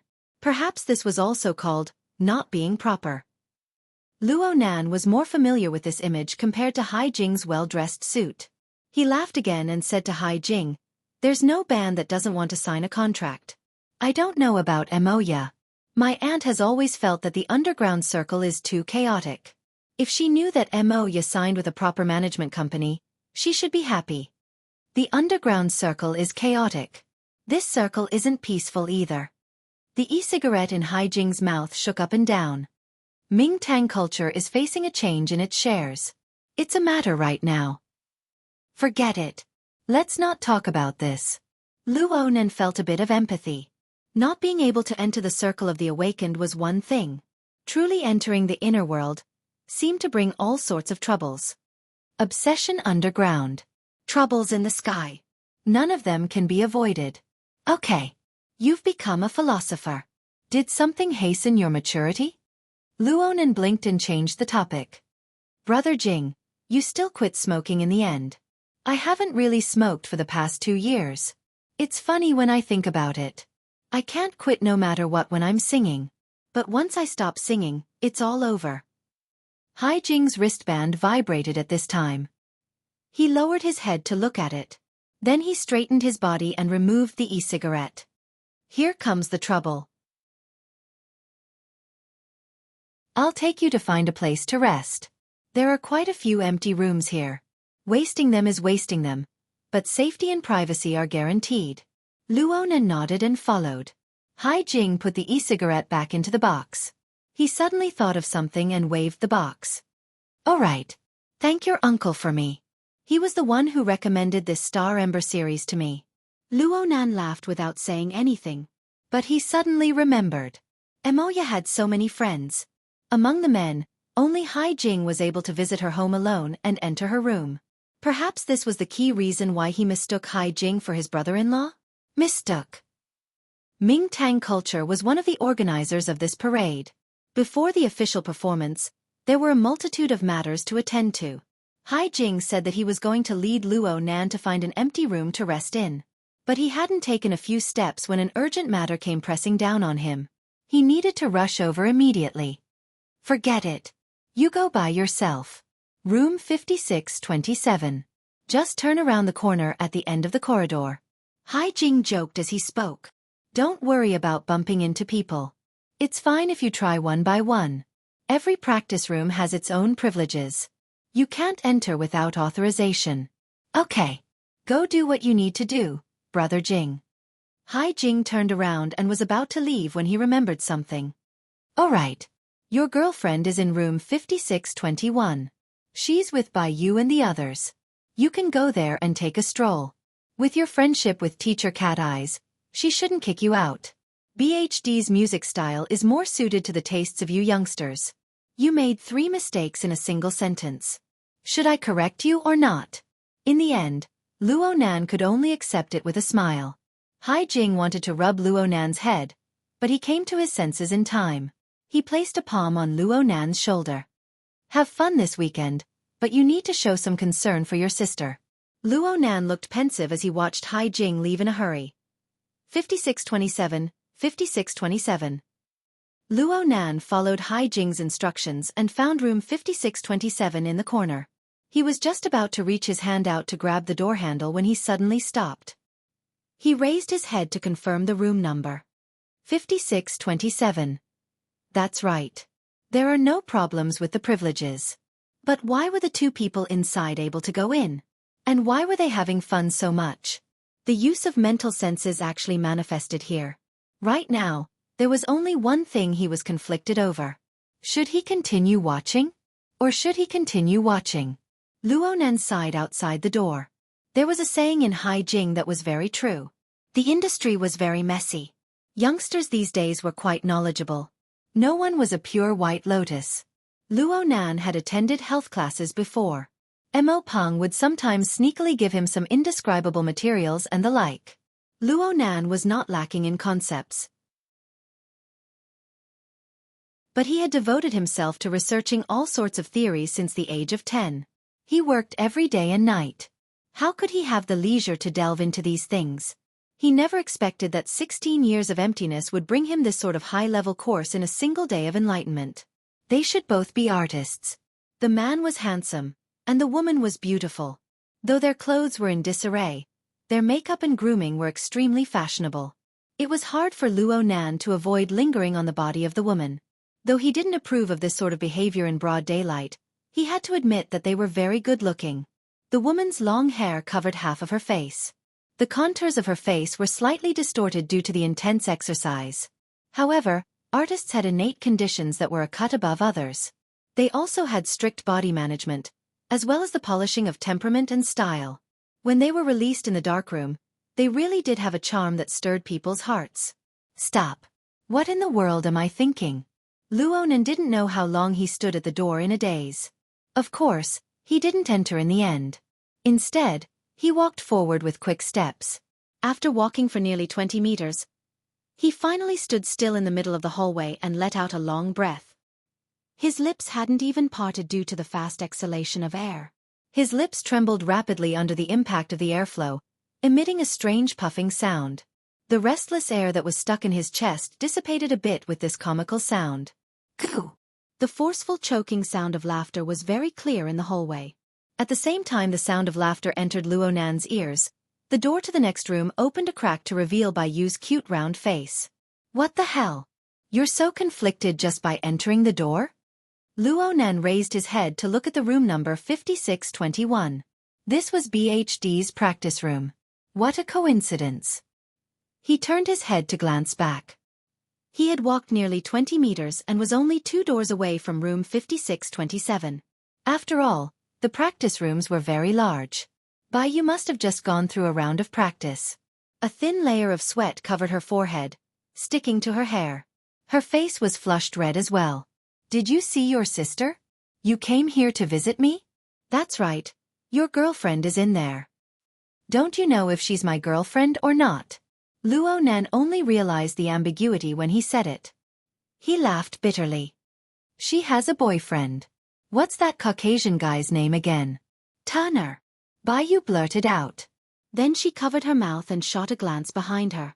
She turned her head to look at the two ends of the hallway. Only when she didn't see anyone did she let out a sigh of relief. Then she pushed open the door and walked out. She closed the door behind her and lowered her voice. Don't let Jingu hear you. He hates it when his artists lie. Luonan frowned as he watched Bai Yu walk out. Bai Yu had been practicing her dance in the room just now. She had even worn 10-centimeter high heels in order to imitate the scene of the performance to the greatest degree. Her well-developed body had grown a bit taller. When she stood together, she was taller than Luonan by 2 or 3 fingers. Of course, this wasn't important. What was important was that Bai Yu was wearing a tight-fitting dance outfit. She was already drenched in sweat. The curve of her chest caused a gap to appear in her small round collar. Her snowy white flesh shone in front of Luonan's eyes. He didn't know whether to look at her or turn his head.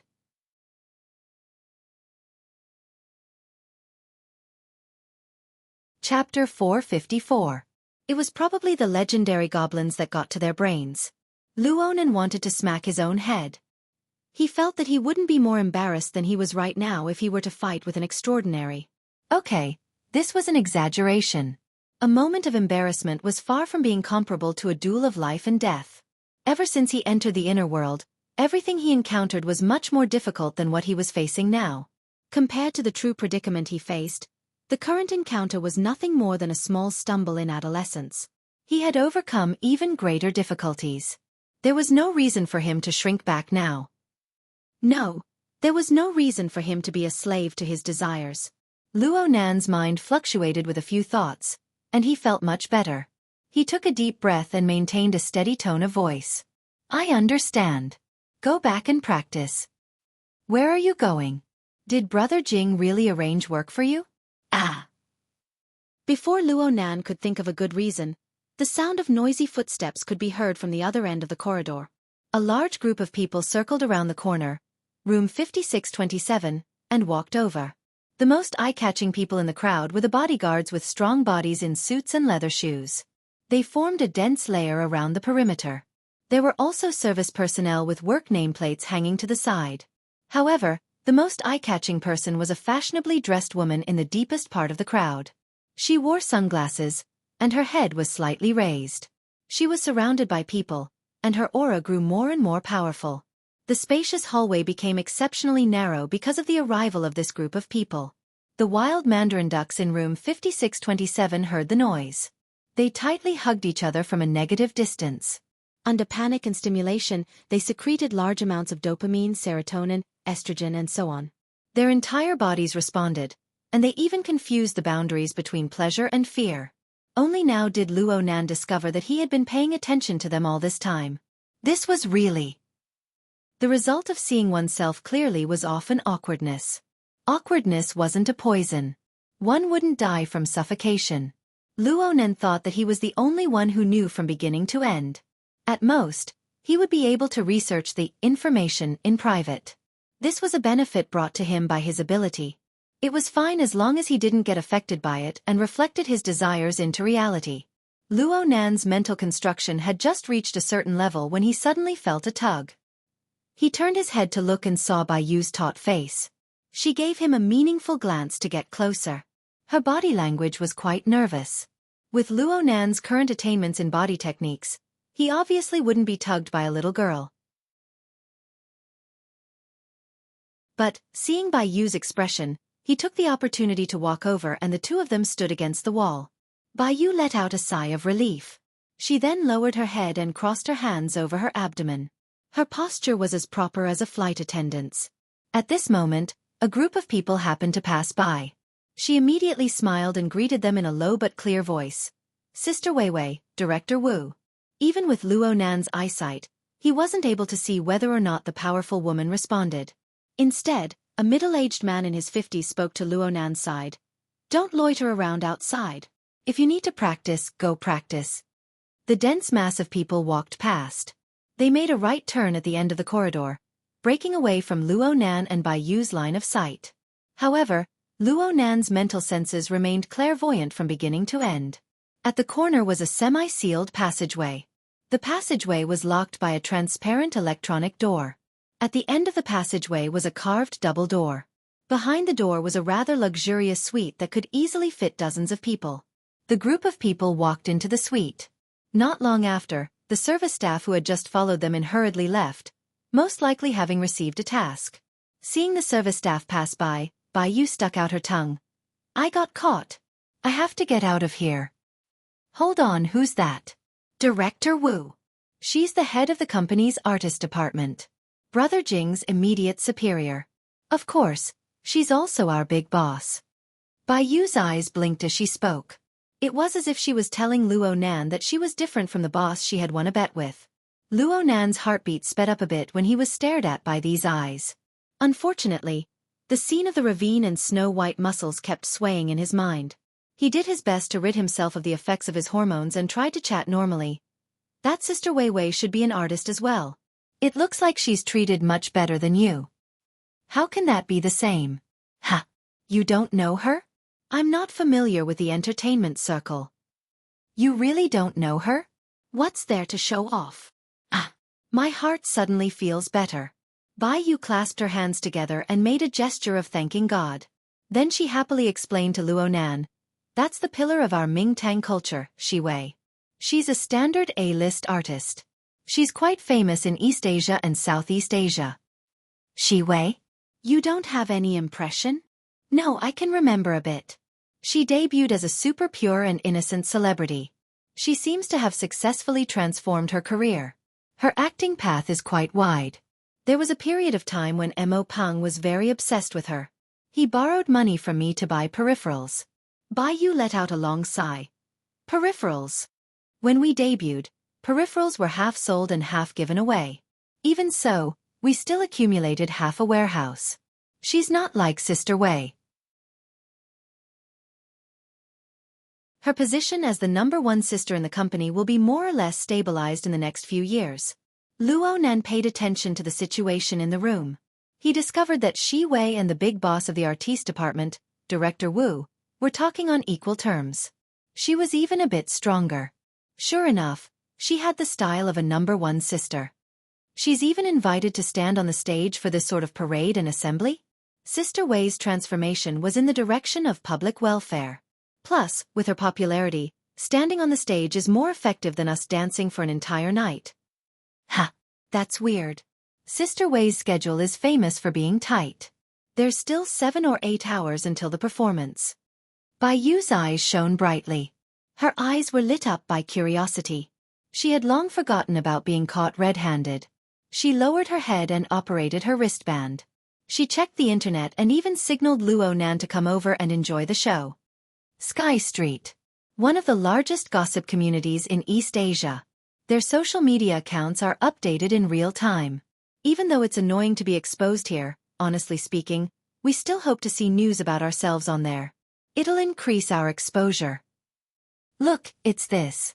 Fairy, she's secretly meeting a new lover. It looks like she was out on a date and got caught by the paparazzi. Aha! She's definitely here to hide.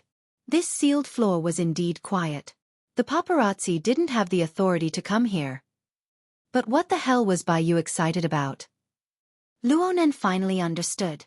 Bai Yu was older than him by half a year, but she was actually a little gossip bug. It was sad that she had chosen the enemy camp. Luonan was shaking his head in his mind when he suddenly discovered a new situation. He signaled for Bai Yu to open the door to the practice room behind him and pushed her inside. Someone's coming. Luonan let out a breath after dealing with the loose ends. He turned around and walked in the opposite direction. But he hadn't walked more than a few steps when he heard someone call out to him. Hey, you over here. Luonan turned his head with a pure expression. You called me? The person who called out to Luonan was none other than Director Wu. He walked out from the sealed passageway with a slightly chubby young woman following by his side. The woman was talking to him. It's better if I go by myself. Don't. The reporters outside are like wolves and tigers. You've been with Little Wei for far too long. They all recognize you. Let someone else do the work of running errands. Director Wu scanned Luonan's face as he spoke. He felt that this young man's face was quite young and unfamiliar. He was a bit puzzled. Which department are you from? Luonan subconsciously replied. I'm with Brother Jing. Hi Jing, right? Director Wu's gaze swept over the nameplate on Luonan's chest and he felt relieved. He signaled for Luonan to come over and instructed, You and Assistant Meng exchange numbers. Remove the nameplate and go to Ruifeng building. Bring back the pre-ordered breakfast set. I've already trained you guys on how to hide from reporters. Be smart. There was no need to explain the cause and effect. Luonan couldn't refuse in this situation. Otherwise, he would be digging a hole for Hai Jing. He responded honestly, removed the nameplate, turned around, and left. Director Wu and Assistant Meng returned to the suite. Luonan quickly walked through the hallway, but just as he passed room 5621, a crack in the door of the practice room opened. Bai Yu poked her head out. Oh, the refreshments of Ruifeng building. They're so damn expensive. And they don't have takeout service. I can only pick them up from their doorstep. But I heard that they're good for your looks. I really need to run errands this time. The girl had been eavesdropping through the crack in the door all this time. Luonan didn't care about running errands. Hai Jing was able to bring him in. Why couldn't he do something? He asked casually. Do you want some? I'll give you some along the way.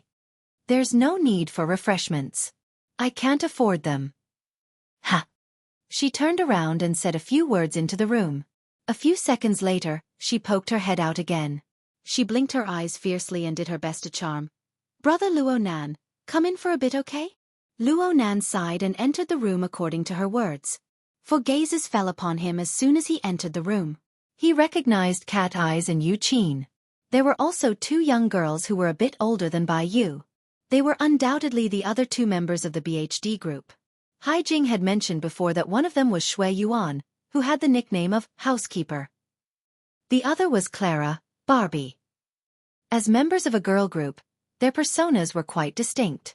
The one who was drenched in sweat and had a white towel draped over her shoulder was frowning as she looked over.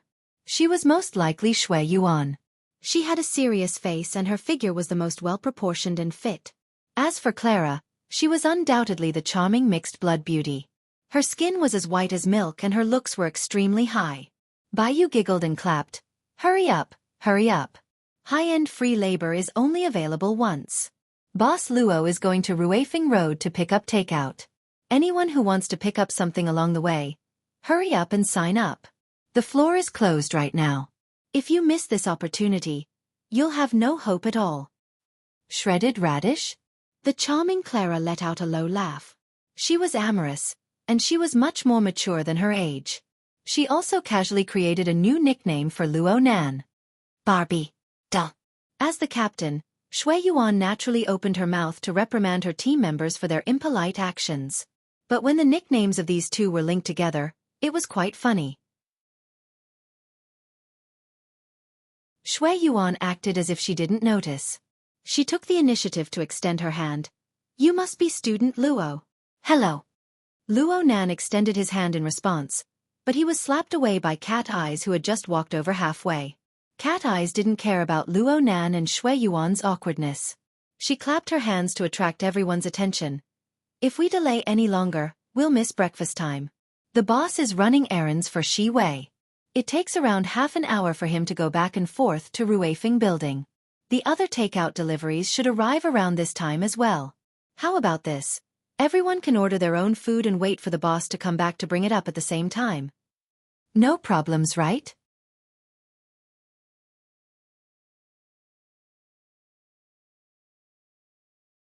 Chapter 455. The group of people all rolled over in laughter.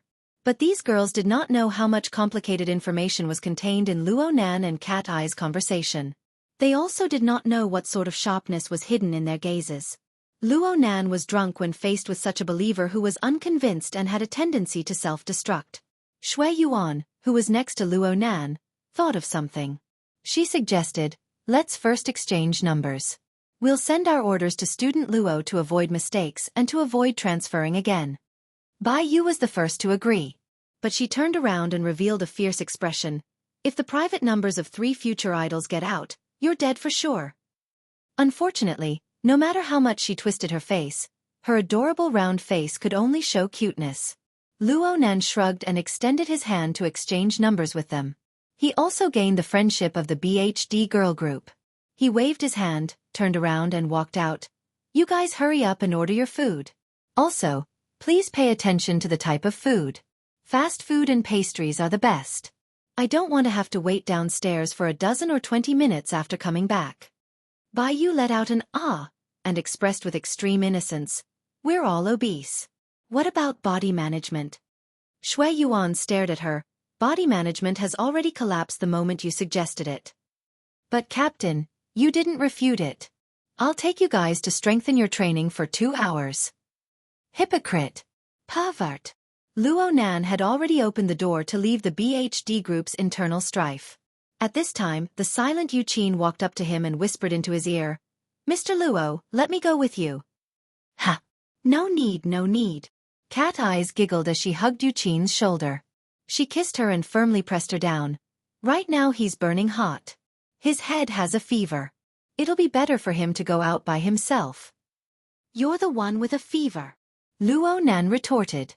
But when he saw Cat Eye's expression, he understood that something good had happened next door.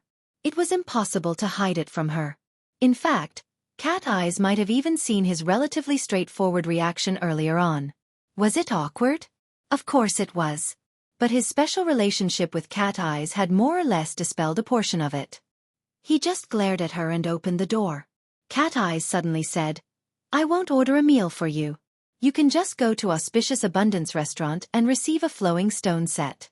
It's simple and quick. Thank you, boss. As she spoke, Cat Eyes gave him a salute.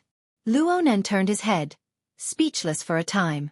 He didn't know the market price of Ruifeng restaurant, but from the look of fear on Bai Yu's face, he could tell how powerful the flowing stone was. Fortunately, he had just earned a large sum of money last night, so he had some confidence. In the end, he just waved his hand and walked out of the door. The elevator required them to pass by room 5627. Luo Nan noticed that the wild mandarin ducks were still inside. They were already neatly dressed, and they stuck to the door with one in front and one in back. They used the visual system of the door to observe the situation outside. They were at a loss as to whether or not to open the door. Luo Nan's sudden passing caused the male artist to jump in fright. He blurted out a curse. You're asking for a beating. Luo Nan raised his eyebrows. He didn't stop and just walked straight past. The male artist finally confirmed that there was no one outside the door. Just as he opened the door a crack, there was a loud thud and the door shook. He went, ah, and fell back, bumping into his completely defenseless bedmate behind him. The female artist screamed and fell back. Fortunately, she reacted in time and held onto the male artist, so she didn't fall down. However, the collar of the male artist's shirt made the female artist choke. Luo Nan used his interference power to vent his anger. Then he took the elevator downstairs. The female artist screamed and fell back. Hai Jing discovered that Luo Nan had gone out from the nameplate information system and asked. The boss was embarrassed when he found out about the situation. He wanted to send someone to take his place, but Luo Nan refused. Luo Nan didn't care about running errands. Peony's so-called perfect plan wasn't feasible, and he was already idle. It wasn't bad to have something to do. Also, since Ruifeng Restaurant's refreshments were famous, there was no harm in giving some to Mo Ya and the others. Wasn't this supposed to be a visit? Luo Nan soon exited the office building. According to the display of the electronic map, he needed to cross the plaza to the opposite block. Crossing the plaza, which could hold several 100,000 people, was not a matter of a few steps. Due to the demonstration, some public transportation was restricted. He had to either ride a bicycle or rely on his two legs. In short, it was physically exhausting work. Bicycle, leg, single leg, car. Forget it. Let's just ride a bicycle. Luo Nan turned off the electronic map. Before this, he had already locked onto the location of the legendary Ruifeng restaurant through his mental senses. Right now, he wasn't afraid of walking the wrong way even if he closed his eyes. Luo Nan rode his bicycle across the plaza.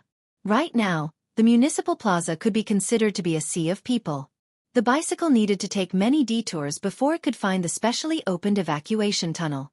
The bicycle could travel relatively smoothly. Luo Nan's wristband vibrated continuously. It was a screenshot of the order sent by the BHD group. 1, 2, 3. 4. Oh, the fourth ring wasn't from the wristband. It came from the connection between Luo Nan and ink on the mental plane. The source came from Peony, who was still wandering halfway. How's the progress? If you want to do this sort of plan again, then find someone better. Luo Nan roughly observed the situation around the municipal plaza. The living starry sky was becoming more and more crowded. It was like a river overflowing under a torrential rain. Millions and millions of stars flowed endlessly, refreshing at every moment. If Luo Nan wanted to search for ability users, mutants, or even darksider species like the Wraith Sign, Luo Nan would not be afraid. But if he wanted to search for Phase 2 infected. Phase 2? You want to search for Phase 2? Peony was surprised for once. What's wrong? Right now it's estimated to be Phase 2. Of course I want to search for Phase 2 and be vigilant against Phase 3. Peony interrupted his words. Mr. Partner, you have obsessive-compulsive disorder, right? Cough. That's because I lack common sense. Right now in the world, there are no methods outside of the laboratory that can effectively determine the existence of Phase 2 infected. Especially in this sort of environment. I believe this is the most basic of common sense. You're not going to search for Phase 2? Of course.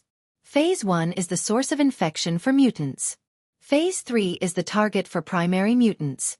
These are the targets of search that have actual meaning. I know that Phase 2 infected people have more value in management, but that's only in theory. It doesn't have any actual meaning. Perhaps only people with severe obsessive-compulsive disorder would consider things from this angle. Luo Nan was certain that if Peony stood in front of him, he would accelerate at full speed and crash into her. Several seconds later, Peony sent him a low chuckle. Mr. Partner, are you angry? Luo Nan ignored her. I'm sorry. Maybe I haven't completely sobered up, or maybe I'm on my period. I don't really pay attention to what I say. You should already be in the plaza right now. Do you want to meet up with me? I've always been quite curious about a partner like you. Luo Nan's eyebrows jumped. He instinctively looked all around, believing that Peony had discovered him. He only reacted half a second later. She was still walking leisurely on the road right now, and ink was her best informant. But on the other hand, Luo Nan had displayed a degree of familiarity with the current situation of the plaza because ink was together with her.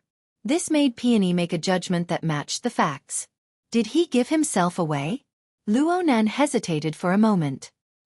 He wasn't interested in maintaining a sense of mystery, but Her Majesty Empress Wu must have had her reasons for arranging this pattern. There was no need to complicate matters. So he refused. He put on a little act in passing. Compared to my eyes, your plan is more meaningful. Fine. In any case, someone is treating me to lunch. Even though I might not go. Then we'll contact each other again in the afternoon. We'll work overtime together at night to search for the targets of Phase 1 and Phase 3. Peony intentionally emphasized these two words. Luo Nan's lips twitched. Okay. If you discover anything during this time, you can notify me. I'm always online. There was nothing else to do after this. Luo Nan rode his bicycle and locked onto Ruifeng Building. He left in a hurry and returned in a hurry. When he really rode over, he knew that this journey would not be easy. Time was very tight. Fortunately, Luo Nan had been cultivating non-stop recently. Coupled with the feedback from his soul strength under the coupling relationship, his physical strength surpassed the limits of an ordinary person. He was able to smoothly make a round trip within 20 minutes. Luo Nan returned to the office building. The takeout ordered by the BHD group had arrived one after another. The last delivery boy arrived around the same time as Luo Nan. Luo Nan was near the service desk. He checked the orders one by one to confirm that everything was complete. Then he encountered a new problem. As a temporary delivery boy, Luo Nan was running 5 or 6 orders at the same time, but he only had one pair of hands. The amount of food for so many people and the reality of the separate packaging made it impossible for Luo Nan to use conventional methods to move this pile of things up in one go. Luo Nan looked at the pile of beautifully packaged food boxes on the ground, and he was puzzled despite much thought. It didn't make sense. No matter how gluttonous a group of girls were, they shouldn't have gone to this extent. Did they still need to manage their bodies? Luo Nan checked the order information they sent over once more, but he didn't discover any problems. Oh, wait a moment. There was another message besides the order. The sender of the message was Clara. Luo Nan gave a cursory glance and laughed bitterly. The sound of lithe footsteps drew near at this time. A woman's voice whispered, "Mr. Luo, let me help." Luo Nan turned his head and saw Yu Qin greeting him 3 steps away from him. Their gazes met, and Yu Qin bowed slightly. She wore a moon-white long sweater that reached her knees. She paired it with a polka-dot blouse and a high-waisted skirt. She walked with a light and familiar style. It was fortunate that her temperament was able to hold it up. In the end, she still came downstairs to greet him. This sort of attitude concealed her natural intelligence and sharpness. She concealed it over and over again. She was extremely cautious and conservative. Luo Nan knew what Yu Qin was thinking, and Yu Qin had a corresponding awareness. Perhaps it was a bit difficult for her to grasp the right amount of heat, so she simply did things a bit more extreme. What she sought was a state of, no one will blame you for being too polite. Such a smart and calm young girl had really been implicated by her stupid older brother. But then again, Luo Nan couldn't figure it out. Could it be that in the eyes of others, he really was a big boss who would seek revenge for the smallest grievance, a big boss who would annihilate an entire family? Luo Nan sighed. It's good that you came. Help keep an eye out for a bit. I'll go find a luggage cart or something. Only now did Yu Qin truly count the number of food boxes stacked under Luo Nan's feet. She was a bit shocked. This many? It seems like Clara ordered lunch for the seniors in the same building.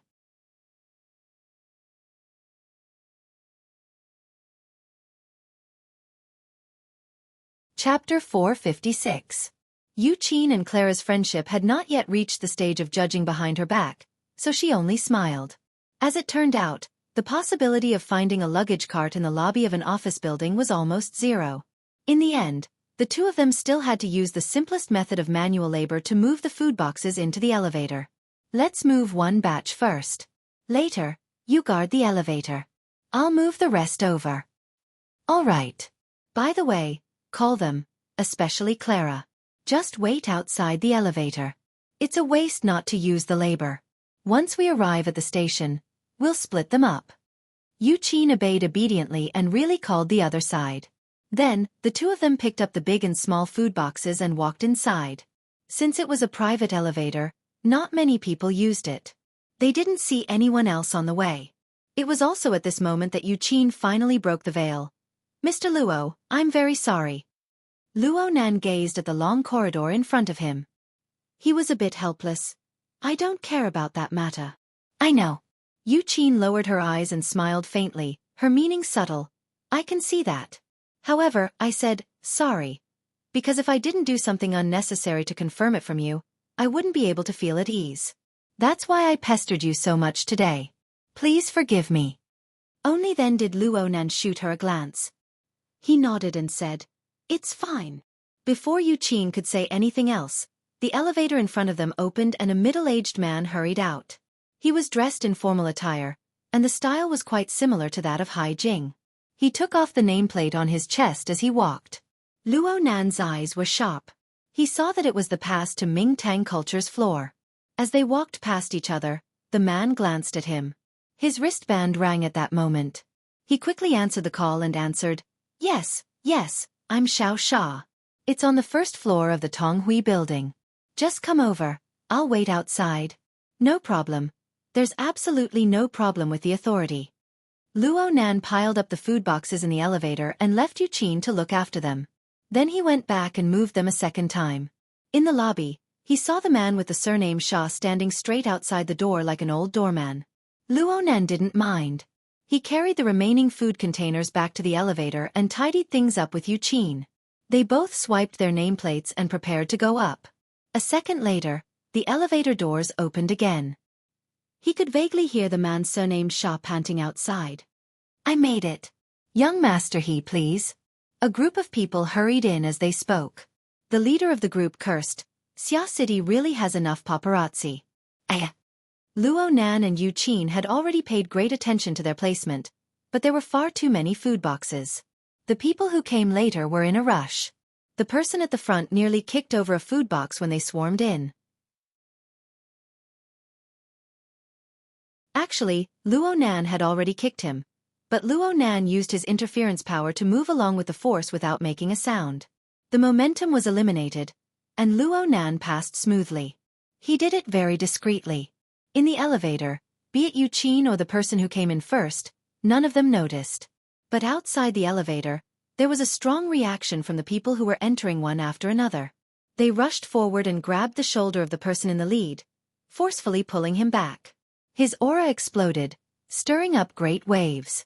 Luonan's mental senses had already covered the newcomer. He had not sensed the ability user earlier. However, in that instant, the person who had reacted first had actually leaped from an extremely ordinary state to at least C+. His explosive power was astonishing, and his ability to conceal his aura was even more impressive. Luonan's relaxed mind suddenly went taut. He locked onto the most threatening target in the first instance. He subconsciously extended his arm to block Yuqin behind him. But the scene suddenly changed in the next moment. Someone shouted, "Young Master He," and rushed up in a hurry. It was the person with the surname Sha, who was suspected to be an employee of Ming Tang Culture. The weather was obviously cold, but this person's face was covered in a layer of sweat. The sweat moistened his dry and loose cheeks. His face seemed to glow faintly, and he was especially excited. "What's going on? The elevator is broken." "Ha!" The person with the surname Sha saw Luonan and Yuqin in the exclusive elevator. There were food boxes of all sizes by their feet. He was stunned, but soon he said angrily, "What's going on with you guys? This is an exclusive elevator assigned to our company. Non-authorized personnel are not allowed to enter." Luonan didn't pay attention to him. He just cautiously scanned everyone outside the elevator. He saw two familiar faces in a row, and it was inevitable that he was a bit surprised. At the same time, the most threatening person should have recognized him. His solemn expression loosened a bit. He bowed slightly, an apology for his overreaction just now. "Mr. Luo, what's the situation?" Qin Ikuan, who was outside the building, communicated through the hexa ear. His tone was nervous. The instantaneous explosion of the aura just now had appeared on the security team's monitoring equipment. It was truly a stone that stirred up 1,000 ripples. To put it bluntly, it was a complete mess. "It's a misunderstanding. It's nothing." Luonan privately replied to Qin Ikuan. He found it a bit funny. In the end, was it a large-scale event to attract people? Or were the people of Xia City evil? Today's acquaintances were jumping out one by one. It was impossible to stop them. Luonan took care of both sides at the same time. It was inevitable that he would overlook the least important person. He didn't open his mouth, but Yuqin stepped forward and spoke in a soft voice. we followed Director Wu's instructions to go to Ruifeng building to get some refreshments for Sister Wei Wei. You know, it's not convenient for Assistant Meng to leave right now. This reason was sufficient. The person with the surname Xia seemed to believe it. You guys are from Mingtang culture? Where's the nameplate? Director Wu had arranged for Luo Nan to remove his nameplate before leaving to avoid running into paparazzi reporters. Luo Nan forgot to hang his nameplate on his chest after entering the elevator and swiping his nameplate. He stuffed it back into his pocket. Most of Yu Qin's body was blocked behind him, so this person probably didn't see it. The other person's words were quite reasonable. Luo Nan took out his nameplate and spread it out in his palm, displaying it for the other person to see. The person with the surname Xia simply took the nameplate and blinked. His contact lenses scanned the nameplate, and the relevant information was read out. Authorized by Hai Jing. Heh. And yours. Yu Qin copied Luo Nan and handed over her nameplate. The person with the surname Xia received it and confirmed it once more before nodding. It looked like he approved of it. He even revealed a smile on his face. So you guys were brought by Hai Jing. Since you guys are Hai Jing's subordinates, have you never asked who their department head is? There was such a thing? Luo Nan was just about to explain when he heard a loud bang. This Director Xia smashed the side wall of the elevator with force.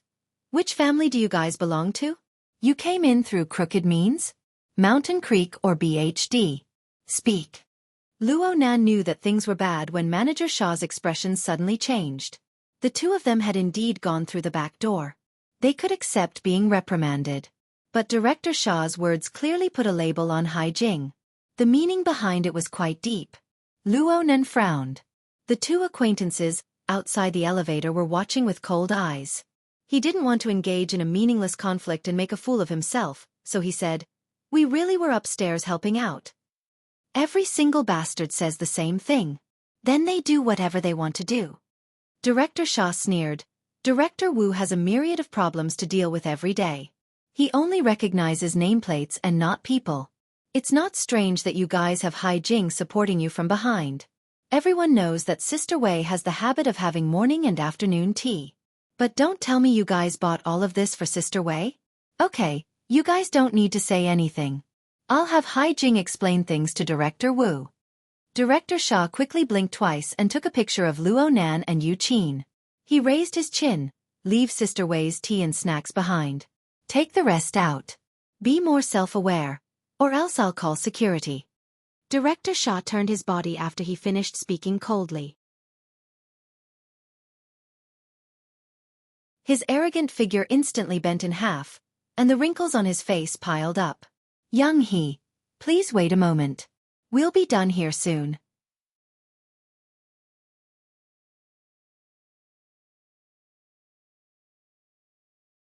Chapter 457. No matter what, Yu Qin was born into a wealthy family. Even though she was submissive to Luo Nan, she was extremely arrogant in her bones. Director Xia was a department head of a management company, yet he was arrogant and bossy. He even spat out the words "get lost." How could she endure this? Show some respect. Hee, miss. Do you think it would be more respectful to let the security guards come and drag you away? Director Xia looked at Yu Qin's clothes. Most of them were fashionable items, and her matching was quite good. He knew that this woman's family was quite well off.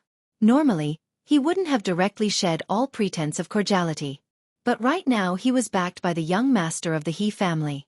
In a few days, he would be like a fish leaping into a dragon. What was there to be afraid of? Director Xia held a breath of heroism as he stood in front of the elevator door. He felt more and more at ease.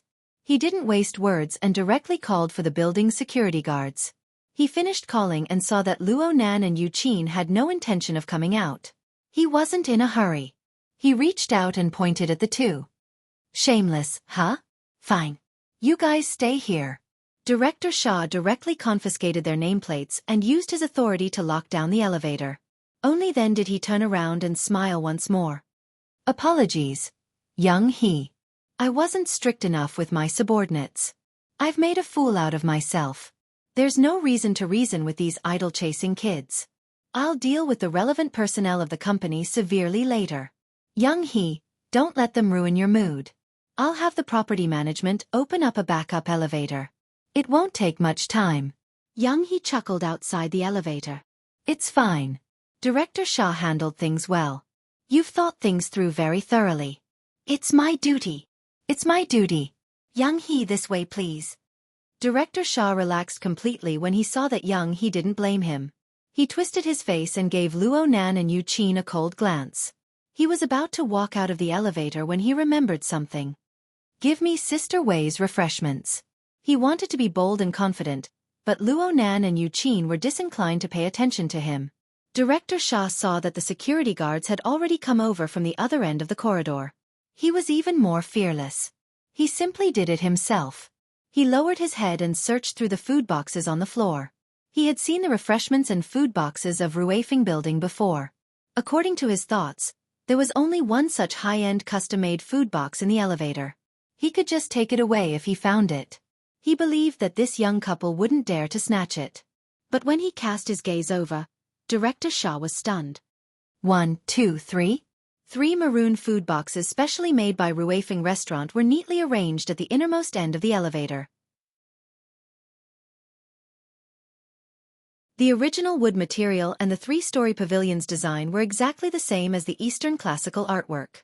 Director Shah could not help but turn his head and look at young Master He, who was still smiling and watching the show. Could it be that Shi Wei specifically ordered 3 portions to entertain the guests? This was drinking tea, not feeding pigs. So, the other 2 were probably bought by the young couple themselves, to give to their idols? The price at Ruifeng restaurant was not low. Which one is Sister Wei's? Manager Shah had no choice but to ask. Luonan shrugged. He was too lazy to even open his mouth. He had to admit that he was partly responsible for the difficulty of moving the takeout boxes. After all, in addition to what Shi Wei's assistant had ordered, there was also Cat Eye's so-called flowing stone set. In order to show filial respect to his older sister and complete the task of visiting the set, he had bought another set. 2 sets of tea set, desserts, food box, and tea set cost more than 10,000 yuan. Without a doubt, this was the impulsive spending of a nouveau riche after his wallet was full. Director Shah did not care about the nouveau riche. He had seen many crazy fans who would throw money away for their idols. Luo Nan and the others were not the craziest. He just felt awkward. If this couple didn't cooperate and he took the wrong food, it would be hard for him to avoid being punished by Shi Wei. Plus, he did not forget that Shi Wei's lover was right behind him. Director Shah was a bit anxious. He saw that the security guards had already approached, so his voice grew louder. The tea and snacks were definitely ordered by Sister Wei. You 2 are going to forcefully steal them. 2 people come. Drag them out first. As he spoke, Director Shah moved back to give the security guards room to act. At the same time, he pondered whether or not he should contact Assistant Meng, who was by Shi Wei's side, and ask her about the details of the tea and snacks order. Young Master He clicked his tongue just as he exited the elevator. It's pretty ugly now that it's developed to the point of pulling and pulling. Director Shah hurriedly turned around. Young Master He, don't worry. We absolutely won't delay you and Sister Wei from drinking your morning tea. Hey you guys. Don't kick over the innermost food boxes. It was rare for him to take care of both sides and still be able to think clearly without a hint of chaos. And for the sake of expressing his importance, he drilled back into the elevator after the security guards restrained Luo Nan and Yu Qin. He bent over to pick up the 3 custom-made food boxes. Young Master He's laughter came from behind him. He could hear that he was quite delighted. This proves one thing. People must live magnanimously. They must live properly. Otherwise, if you play the pig, you will fall into the dung pit. If you act cool, you will be struck by lightning. Director Shah hated himself for touching the food boxes. He bent over, unable to turn around and send out a sincere smile. But his mouth did not fall behind. He praised loudly. Young Master He's words are truly incisive. Ha! He had just lifted the food box in the middle when a certain chain of logic in the depths of his brain suddenly snapped. He was unable to connect the cause and effect no matter what. Young Master He's voice continued to enter his ears. That's right. It's this expression. Wait for me to record it and save it as evidence. He, Boss Luo, You chased stars behind my sister's back and hooked up with little girls. This is retribution. You must be bored. The cold and indifferent voice came from the young bastard. Director Shah ignored this sentence. The information in front of him really made him a bit dumbfounded. Sister? What sister? Director Shah maintained his bent posture and froze on the spot. However, his thoughts were like a kite that had lost its string. It spun crazily in the vortex and could not find its direction at all. In this chaotic state, Director Shah vaguely knew that the security guard he had called had retreated. Young Master He, his bodyguards, and followers, who had exited the elevator earlier, had rushed in again. Due to the existence of the food box, the place to step was relatively tight. People were squeezed and people were pushed against each other. Director Shah bent over, so the area he occupied was a little large. Someone knocked on his spine twice. It was young Master He. Stand up straight. Don't get in the way. Oh my God, I'm going to collapse. Director Shah did not know how his spine, which was as soft as noodles, was supported. When he straightened his body, he saw young Master He smiling as he put his arm around the shoulder of the bastard fan. The latter was pushing him away with a cold expression. Young Master He was not annoyed at all. On the contrary, he laughed out loud. Don't mind me, don't mind me. I'm flattered that you brought tea and snacks for our Xiaowei. In the future, I will absolutely not create any obstruction between you and my sister. That's good enough, right? Such intimate words and body language made Director Shah's face turn into a bewitching neon rainbow in the red light district. It was ever-changing. In the end, it was completely cut off and turned into a patch of black ash. When things reached an extreme, they would move in the opposite direction. At this moment, years of social instincts dominated everything. Director Shah's face suddenly burst into a smile. Sorry. This. His instincts were still flawed. Director Shah's mind suddenly went blank. He had forgotten the surname of this most important person. He Dong Lu kindly reminded him, call him Boss Luo. Don't look at his tender face. He's a ruthless character who can order my sister around. Hey, stop squeezing. Otherwise, if only one of us goes down, we won't be able to live. In an instant, almost everyone's gaze fell on Director Shah's face. I don't want to live. I don't want to live.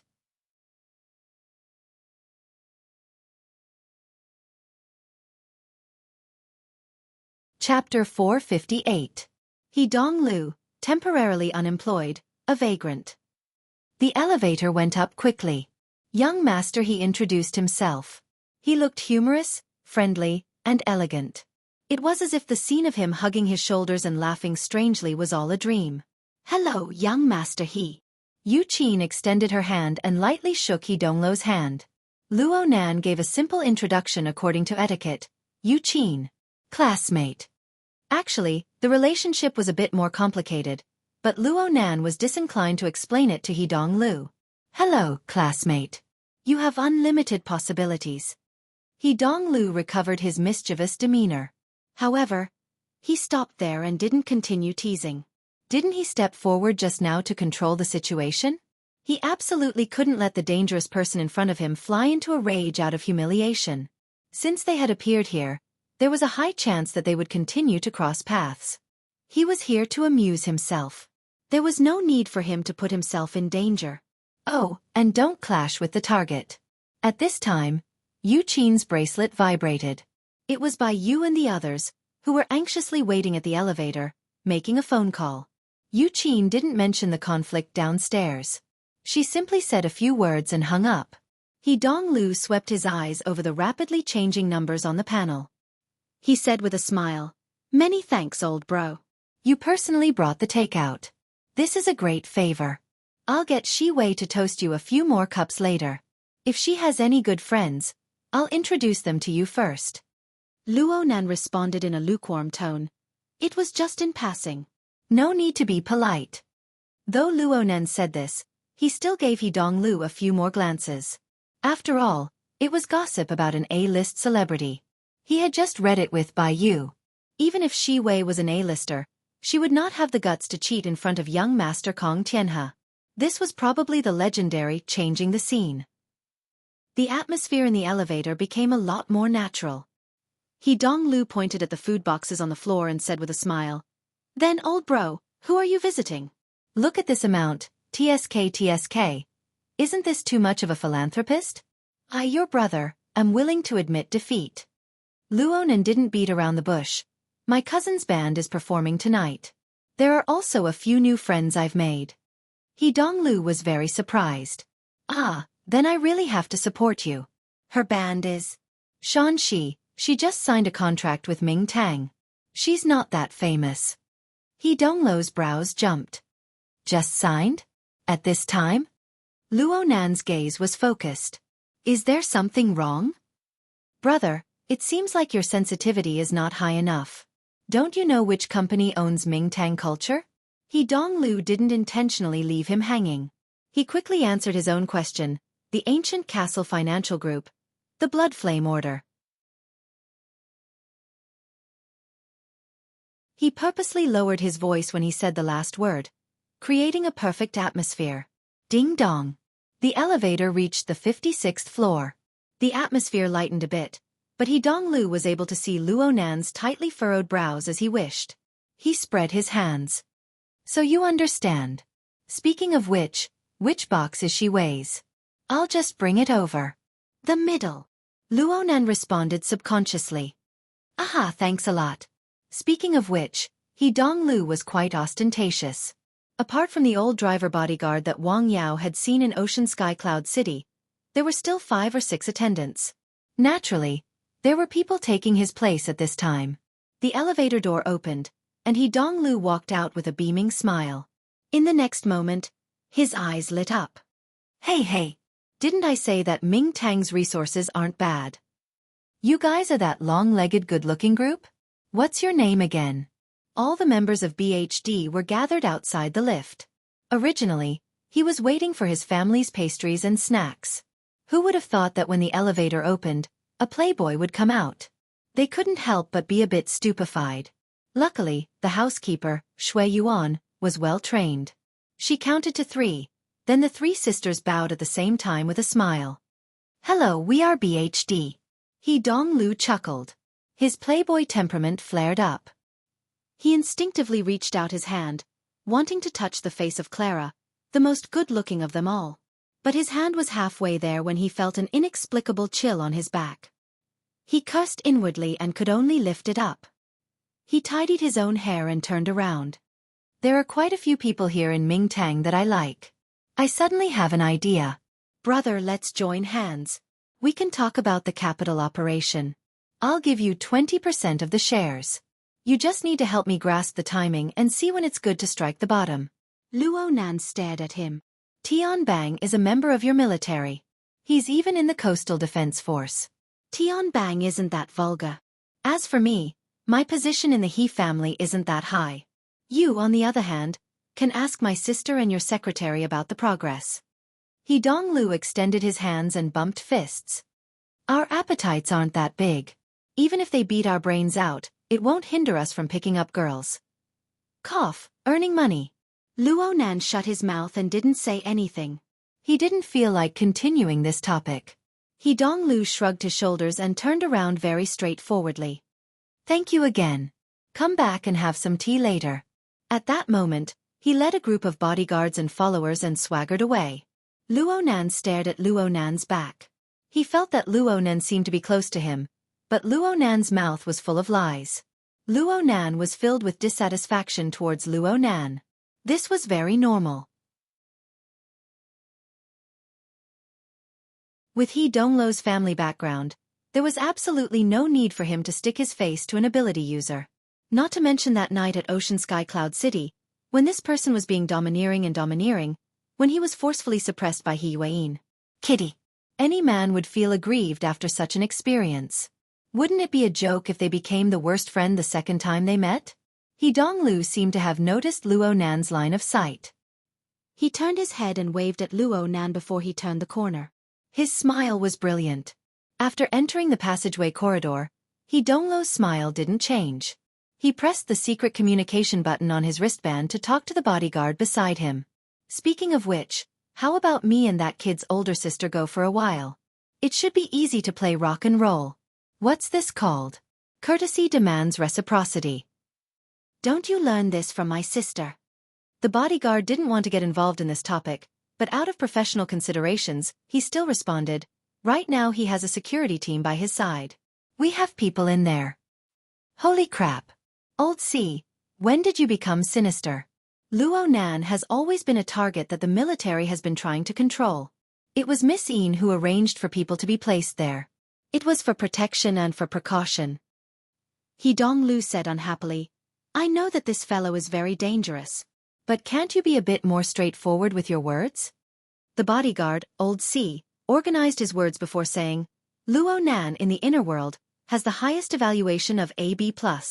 In the military's evaluation, he has an A, and in the judgment of the Xia city government, he has a red, meaning that he is extremely dangerous. Hold on. He Donglu interrupted Old C's words. He was a bit annoyed. The military and the government's judgments are out? When did this happen? Why are they still being raised? Just last week. Old C explained seriously. In terms of individual combat strength, Luo Nan's performance isn't all that outstanding. There are plenty of people in this world who can suppress him. But the key problem lies in the fact that he relies on tools like the Flying Devil Ray. He is an infrasonic array that can move at will. His destructive power toward civilians and conventional troops is comparable to that of extraordinaries. In addition to his unfathomable and profound level of mental senses and his young and emotional mental state, his degree of threat within Xia City and its surrounding regions has nothing to do with distance, interpersonal relationships, or division of power. Therefore, I suggest that young master he should maintain a distance with him in front of and behind of people. Old C wanted to say, distance with this last sentence, but he felt that it was ambiguous. He hesitated for a moment before changing his words. You're tuning in to the Xiaofan's Wuxia Tales YouTube channel. Don't forget to subscribe and join us on this journey to catch the most captivating stories.